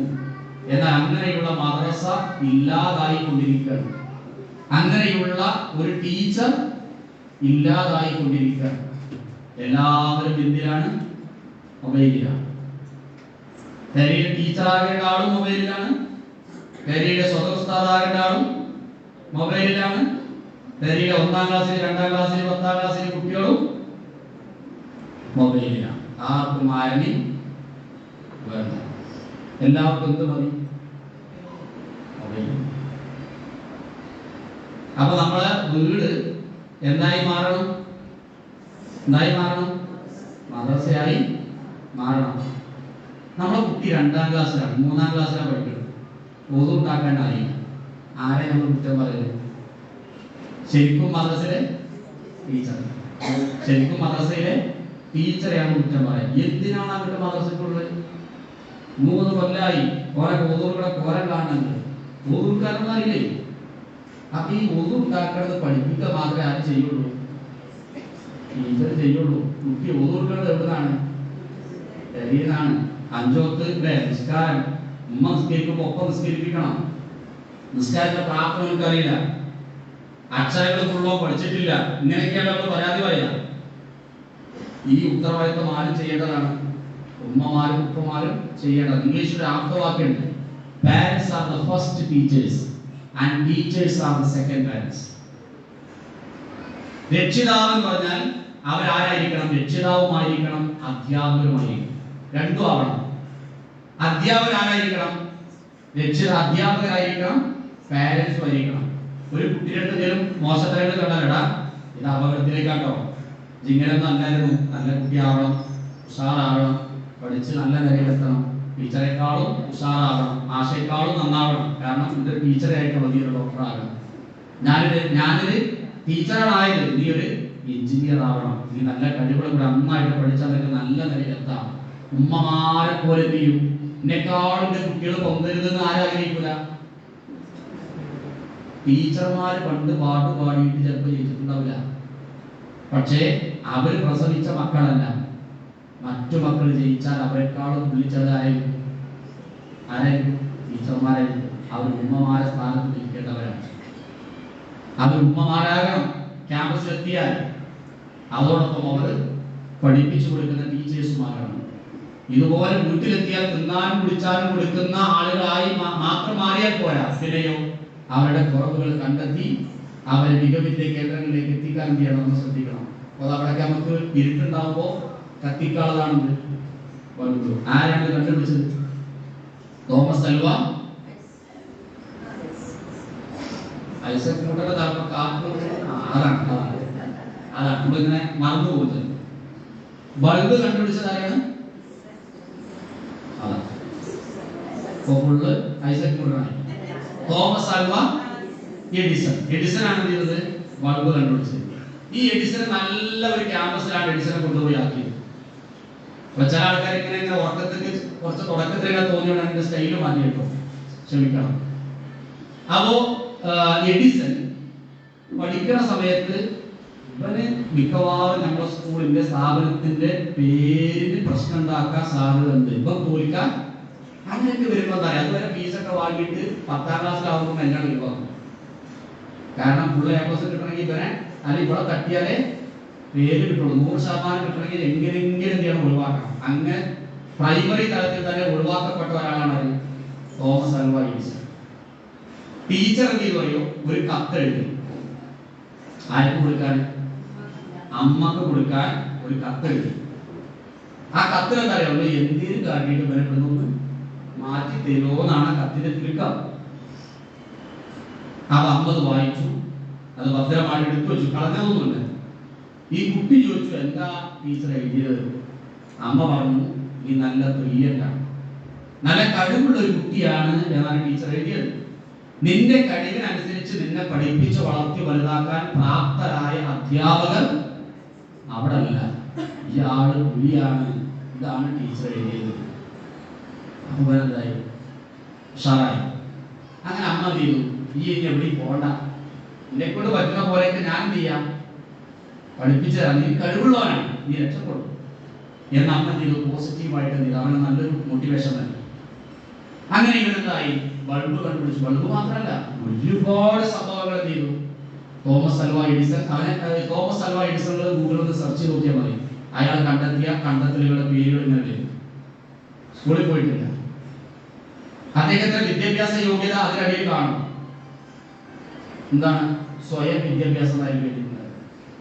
നമ്മൾ എഴുതുന്നതായി ഇങ്ങനെയൊക്കെയാണ് നമ്മൾ എഴുതുന്നത്. അത് മൂപ്പറെ വിദ്യാഭ്യാസം, സ്വയം വിദ്യാഭ്യാസം. അതാണ് എഡിസന്റെ വിദ്യാഭ്യാസ യോഗ്യത നമുക്ക് കാണാൻ കഴിയും. പക്ഷെ അദ്ദേഹം ലോകത്ത് വിപ്ലവങ്ങൾ സൃഷ്ടിച്ച, അത്ഭുതങ്ങൾ സൃഷ്ടിച്ച ഒരു ശാസ്ത്രജ്ഞനാണ്. അദ്ദേഹത്തിന് അമ്മ മരണപ്പെട്ടു. നമ്മളിപ്പോ മരണപ്പെട്ട് കഴിഞ്ഞാൽ എന്തായാലും രക്ഷിതാക്കളെ രേഖകളോ നോക്കുമെന്ന് നോക്കുമല്ലോ. അതുവരെ പെട്ടിയൊന്നും തുറന്നു നോക്കാതെ എഡിസൺ എന്ത് ചെയ്തു? ആ പെട്ടിയൊന്ന് തുറന്നു നോക്കി. തുറന്നു നോക്കിയപ്പോൾ പണ്ട് ടീച്ചർ തന്നെ കയ്യിൽ കൊടുത്തു വിട്ട കത്ത് അതിലുണ്ടായിരുന്നു. അത് കണ്ട എഡിസൺ എന്ത് ചെയ്യാണ്? ആ കത്ത് ചേർത്ത് പിടിച്ച് കരയാണ്. കാരണം അന്ന് കാണുന്ന യാഥാർത്ഥ്യം എഡിസനോട് പറഞ്ഞിരുന്നുവെങ്കിൽ എഡിസൺ ഇന്ന് ഈ നിലയിൽ എത്തുമായിരുന്നില്ല. അപ്പൊ ഒരുപക്ഷെ നമ്മൾ ഏറ്റവും നല്ല ഫീസ് കൊടുത്ത് പറഞ്ഞയക്കുന്ന ക്യാമ്പസിലെ കോട്ടും സൂട്ടും ഇട്ട് നടക്കുന്ന ടീച്ചേഴ്സിനേക്കാൾ മനോഹരമായി മക്കളെ പഠിപ്പിക്കാൻ ആർക്ക് കഴിയും? വീടകങ്ങളിൽ ഇരിക്കുന്ന, നമ്മൾ ഹൗസ് വൈഫ് എന്ന് പേര് കൊടുക്കുന്ന, വീട്ടമ്മ എന്ന് പേര് കൊടുക്കുന്ന ആ ടീച്ചർക്ക് എന്ത് ചെയ്യാൻ പറ്റും? സ്വന്തം കുട്ടികളെ പടിപടിയായി വളർത്തിക്കൊണ്ടുവരാൻ കഴിയും. അപ്പൊ അവരാരാകണം? മദ്രസയിലെ ടീച്ചറും സ്കൂളിലെ ടീച്ചറും ഉമ്മയാകണം. മനസ്സിലായോ? അപ്പൊ അവിടെ എന്ത് ചെയ്യണം? അവിടെ കുട്ടി മയ്യത്ത് നിസ്കാരത്തിലെ പ്രാർത്ഥന ഡിഗ്രിക്ക് പഠിക്കണം. നമ്മുടെ മകൾക്കും മകനും അറിയില്ലെങ്കിൽ ആരാണ് ഒന്നാമത് ഉത്തരവാദി? ആരാ? വാപ്പി ഉമ്മയാണ്. നമ്മൾ ഇന്നേവരെ പഠിപ്പിച്ചോ, ചൊല്ലിക്കൊടുത്തോ, ചോദിച്ചു നോക്കിയിട്ടുണ്ടോ? നമ്മൾ മരിച്ചു കഴിഞ്ഞാല് ചില ആൾക്കാർ പെരുന്നാൾ നിസ്കാരത്തിൽ തെക്കീറ് കിട്ടണമായിരിക്കും. അങ്ങനെ ഉണ്ടായ നാട്ടിൽ പഠിക്കും. ഓരോ തെക്കീവരുടെ കയ്യിലില്ല, 4 മണി നിൽക്കുന്നില്ല, ചെല്ലാനും കൊടുക്കാനുള്ള ഒന്നും സമയം കൊടുക്കണില്ല. കാരണം പെരുന്നാൾ നിസ്കാരത്തിൽ അങ്ങനെ ഉണ്ടോ? സ്വരാത്ത് എല്ലാം പറ്റില്ല, മയ്യത്ത് വാർത്ത എല്ലാം പറ്റില്ല, മയ്യത്തിന് വേണ്ടിയുള്ള പ്രാർത്ഥന എല്ലാം പറ്റില്ല. എന്നാൽ 4 മണി നിൽക്കരുണ്ടോ? ഇനി ഒന്നും ചെല്ലണ്ട, 4 മണി നിൽക്കണില്ല, 4, 5, 6 കഴിയും എന്ന് കാണും. അപ്പൊ ഇങ്ങനെയാണ് മക്കൾക്ക് തെക്കുവീർ എങ്ങനെയാണ് മയ്യത്ത് നിസ്കരിക്കാമോ, ഉമ്മാക്ക് വേണ്ടി വാപ്പാക്ക് വേണ്ടി നിസ്കരിക്കേണ്ട നിസ്കാരത്താമോ അറിയാത്ത മക്കളാണ്. ഒരു ഡോക്ടറായിട്ട് എഞ്ചിനീയറായിട്ട് കാര്യം. ഒരു ഉമ്മാക്ക് കിട്ടുന്ന ഏറ്റവും വലിയ സമ്പാദ്യം നടന്നതറിയോ? സ്വാലിഹീങ്ങളായ മക്കളാണ്. നമ്മൾ മരിച്ചാലും നമ്മളെ കബറിലേക്ക് പോലെ നന്മയുടെ കൂലി ആർക്കും കിട്ടും? നമുക്ക് കിട്ടും. ഇനി നമ്മളെ കാരണം കൊണ്ടാണ് ഒരു കേട് വന്നതെങ്കിലോ അതിന്റെ പാപഭാരവും ആര് വഹിക്കേണ്ടി വരും? മാതാപിതാക്കൾ അനുഭവിക്കേണ്ടി വരും.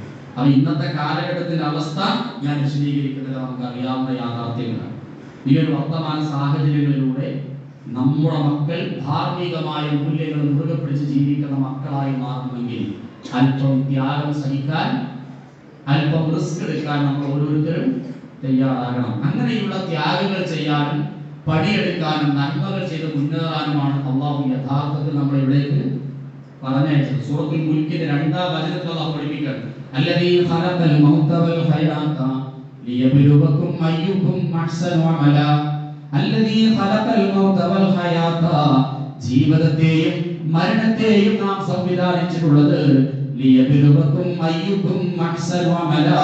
നശ്വരമായ ഐഹികമായ ഈ ജീവിതത്തിൽ അനശ്വരമായ പാരത്രികമായ ലോകവിജയത്തിന് വേണ്ടി ആരാണോ കഠിനാധ്വാനം ചെയ്തെന്ന് പരിശോധിക്കാനാണ്, വിലയിരുത്താനാണ് ജീവിതത്തെയും മരണത്തെയും അല്ലാഹു സംവിധാനിച്ചത്. വളരെ കുറഞ്ഞ ജീവിതമാണ് ദുനിയാവിലെ ജീവിതം. ആ ജീവിതം കുറ്റമറ്റ രൂപത്തിലായ നല്ല മക്കളായി, നല്ല രക്ഷിതാക്കളായി, നല്ല പൗരന്മാരായി നമ്മൾ ഈ ലോകത്ത് ജീവിച്ചു മരിച്ചു പോയാൽ, ശരിയായ നിലപാടിലൂടെ നമ്മൾ മുന്നോട്ട് പോയാൽ, മരിക്കുന്ന നേരം സന്തോഷ വാർത്തകളുമായി മലക്കുകൾ കടന്നു വരും. ഖുർആൻ ഇങ്ങനെയാണ് പഠിപ്പിക്കുന്നത്, ഇന്നല്ലദീന ഖാലൂ റബ്ബുനല്ലാഹ്, തീർച്ചയായും ഞങ്ങളുടെ രക്ഷിതാവ് അല്ലാഹുവാണെന്ന് പറയുകയും സുമ്മ വസ്തഖാമു ആ റബ്ബിന്റെ ദീനിന്റെ മാർഗ്ഗത്തിൽ അടിയുറച്ച് നിലകൊള്ളുകയും ചെയ്താൽ തതനസ്സലു അലൈഹിമുൽ മലായിക മലക്കുകൾ മരണത്തിന്റെ സമയത്ത് അവന്റെ ആത്മാവിനെ സ്വീകരിക്കാൻ നേരത്ത് മലക്കുകൾ ഇറങ്ങി വന്നുകൊണ്ട് അവനോട് പറയുന്നു അല്ലാ തഹാഫു വലാ തഹ്സനു സഹോദര സഹോദരി നീ വിഷമിക്കണ്ട നീ ദുഃഖിക്കണ്ട നീ ഭയപ്പെടേണ്ട വഅബ്ശിറൂ ബിൽ ജന്നത്തി ലത്തി കുൻതും തുഅദൂൻ അല്ലാഹു നിനക്ക് വാഗ്ദാനം നൽകിയിട്ടുള്ള സ്വർഗ്ഗത്തെക്കുറിച്ച് നിങ്ങൾ സന്തോഷിക്കുക നഹ്നു ഔലിയാഉകും ഫിൽ ഹയാത്തി ദുനിയാ വഫിൽ ആഖിറ ഇഹലോക ജീവിതത്തിലും പരലോക ജീവിതത്തിലും നിങ്ങളുടെ മിത്രങ്ങളായി കൂട്ടുകാരായി ഞങ്ങളുണ്ട് വലക്കും ഫീഹാ മാ തസ്തഹി അൻഫുസുകും വലക്കും ഫീഹാ മാ തദഊൻ എന്തെല്ലാമാണോ നിങ്ങൾ ചോദിച്ചുകൊണ്ടിരിക്കുന്നത് എന്തെല്ലാമാണോ ആ സ്വർഗ്ഗലോകത്ത് വെച്ച് നിങ്ങൾ ആഗ്രഹിക്കുന്നത് നിങ്ങൾ ചോദിക്കുന്നതും ആഗ്രഹിക്കുന്നതുമായ എല്ലാം നിങ്ങൾക്ക് അവിടെ ലഭ്യമാണ് നുസുലം മിൻ ഗഫൂരിർ റഹീം ഏറെ പൊറുക്കുന്നവനായ അങ്ങേയറ്റം കരുണ കാണിക്കുന്നവനായ അല്ലാഹു വിശ്വാസികളായ ആളുകൾക്ക് ശരിയായ നിലപാടുകൾ സ്വീകരിക്കുന്ന ആളുകൾക്ക് വേണ്ടി ഒരുക്കുന്ന സൽക്കാരമാകുന്നു സ്വർഗ്ഗമെന്ന് മലക്കുകൾ റൂഹിനെ സ്വീകരിക്കുന്ന നേരം എന്ത് ചെയ്യും പറയുന്നു മലക്കുകൾ വീണ്ടും പറയാ അയ്യതുഹൻ നഫ്സുൽ മുത്മഇന്ന ഹേ സമാധാനമടഞ്ഞ ആത്മാവേ ഇർജിഇ ഇലാ റബ്ബികി റാദിയതൻ മർദിയ തൃപ്തിപ്പെട്ട അവസ്ഥയിൽ തൃപ്തി ലഭിച്ച അവസ്ഥയിൽ നിന്റെ രക്ഷിതാവിന്റെ അടുക്കലേക്ക് നീ മടങ്ങണേ ഫദ്ഖുലി ഫീ ഇബാദി വദ്ഖുലി ജന്നതി എന്റെ ഇഷ്ടദാസന്മാർ പ്രവേശിക്കുന്ന സ്വർഗ്ഗപൂങ്കാവനത്തിലേക്ക് നീയും പ്രവേശിച്ചു കൊള്ളുക എന്ന മനോഹരമായ വിളിയാൽ കേട്ടുകൊണ്ട് ഈ ലോകത്തോട് വിട പറയാൻ എനിക്കും നിങ്ങൾക്കും സാധ്യമായി തീരണമെങ്കിൽ മിനിറ്റുകളും മിനിറ്റുകളും സെക്കൻഡുകളുമാകുന്ന ഈ ജീവിതത്തെ കൃത്യമായി ക്രിയാത്മകമായി ഉപയോഗപ്പെടുത്താൻ എനിക്കും നിങ്ങൾക്കും സാധിക്കേണ്ടതുണ്ട്. അങ്ങനെ അല്ലാഹു നമുക്ക് നൽകിയ ആയുസ് എത്രയാണ് എന്ന് നമുക്ക് പറയാൻ കഴിയും. ഖുർആൻ പഠിപ്പിച്ചല്ലോ വമിൻകും മയ്യതവഫാ നിങ്ങളുടെ കൂട്ടത്തിൽ നേരത്തെ മരിച്ചു പോകുന്ന ആളുകളുണ്ട്. വമിൻകും മയ്യുറദ്ദു ഇലാ അർദലിൽ ഉമർ ലികൈലാ മിൻ ബഅദി ഇൽമിൻ ഷൈആ ലികൈലാ യഅലമ മിൻ ബഅദി ഇൽമിൻ ഷൈആ ഒന്നും ഓർമ്മയില്ലാത്ത പ്രായം വരെ എന്ത് ചെയ്യും? നല്ല ഓർമ്മയുള്ള ആളായിരുന്നു, നല്ല മെമ്മറി ഉണ്ടായിരുന്നു. പക്ഷെ മക്കൾ പോയിട്ട് ഉപ്പാന്ന് വിളിച്ചാൽ ഉമ്മാന്ന് വിളിച്ചാല് ആരാന്ന് മനസ്സിലായോ ഇല്ല എന്ന് പറയും. ഓർമ്മന്നല്ല, മക്കളെ ഓർമ്മല്ല, ആരെയും ഓർമ്മല്ല.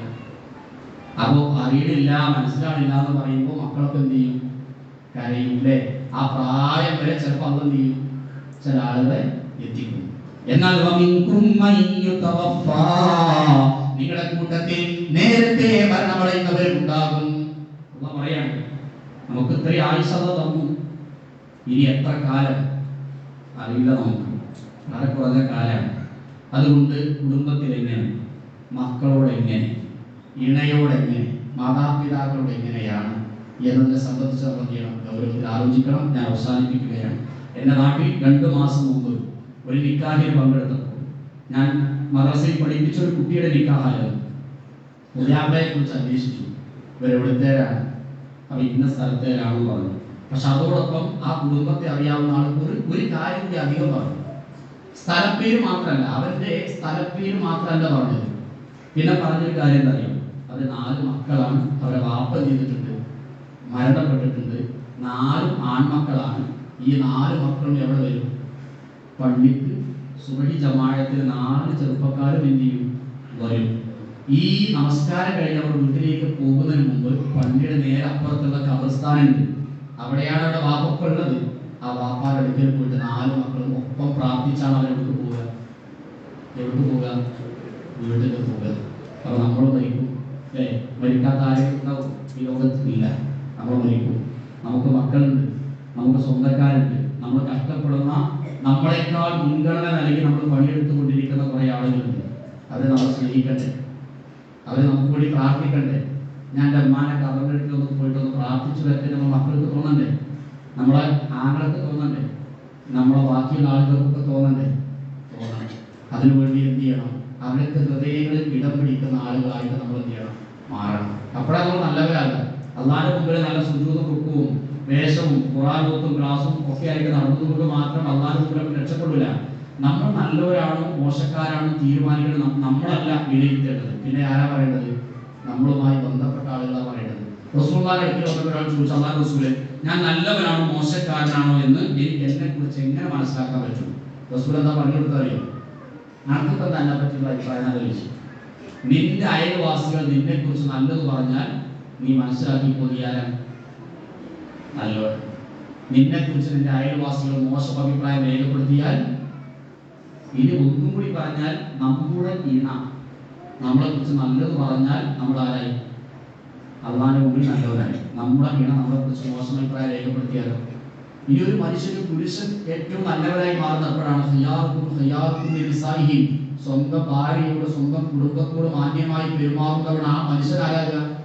ഒരുപക്ഷെ ഹജ്ജ് ഉംറ ചെയ്തിട്ടുണ്ടാവും, നിസ്കരിക്കുന്ന ഒന്നാമത്തെ സ്വത്തിലുണ്ടാവും, പള്ളിന്റെ പ്രധാനപ്പെട്ട ഭാരവാഹിയായിരിക്കാം, സംഘടന തലപ്പത്തെത്തിയിട്ടുണ്ടാവും, ജീവകാരുടെ പ്രവർത്തനത്തിന്റെ മേഖലയിൽ സജീവമായി പങ്കാളിയാകുകയും സംഭാവന കൊടുക്കുകയും ചെയ്യും. ഇങ്ങനെയൊക്കെയാണ് ആ മനുഷ്യരെങ്കിൽ ഭാര്യയോട് മോശമായിട്ടാണ് പെരുമാറുന്നതെങ്കിൽ, ഭാര്യയുടെ മനസ്സിൽ ഇടം പിടിക്കാൻ ആ മനുഷ്യന് കഴിഞ്ഞില്ലെങ്കിൽ അള്ളാഹുവിന്റെ മുമ്പിൽ അവൻ ആരാവില്ല? നല്ലവനാവില്ല. നമ്മൾ കുറേ കാരണ പ്രവർത്തനവും ആളുകൾക്ക് വേണ്ടിയൊക്കെ നമ്മൾ ഓടുന്നുണ്ട്. പക്ഷെ നമ്മുടെ വാപ്പാക്കും ഉമ്മാക്കും ഇന്നും നോക്കണില്ല എന്ന് തോന്നിയ പോയി കഥ.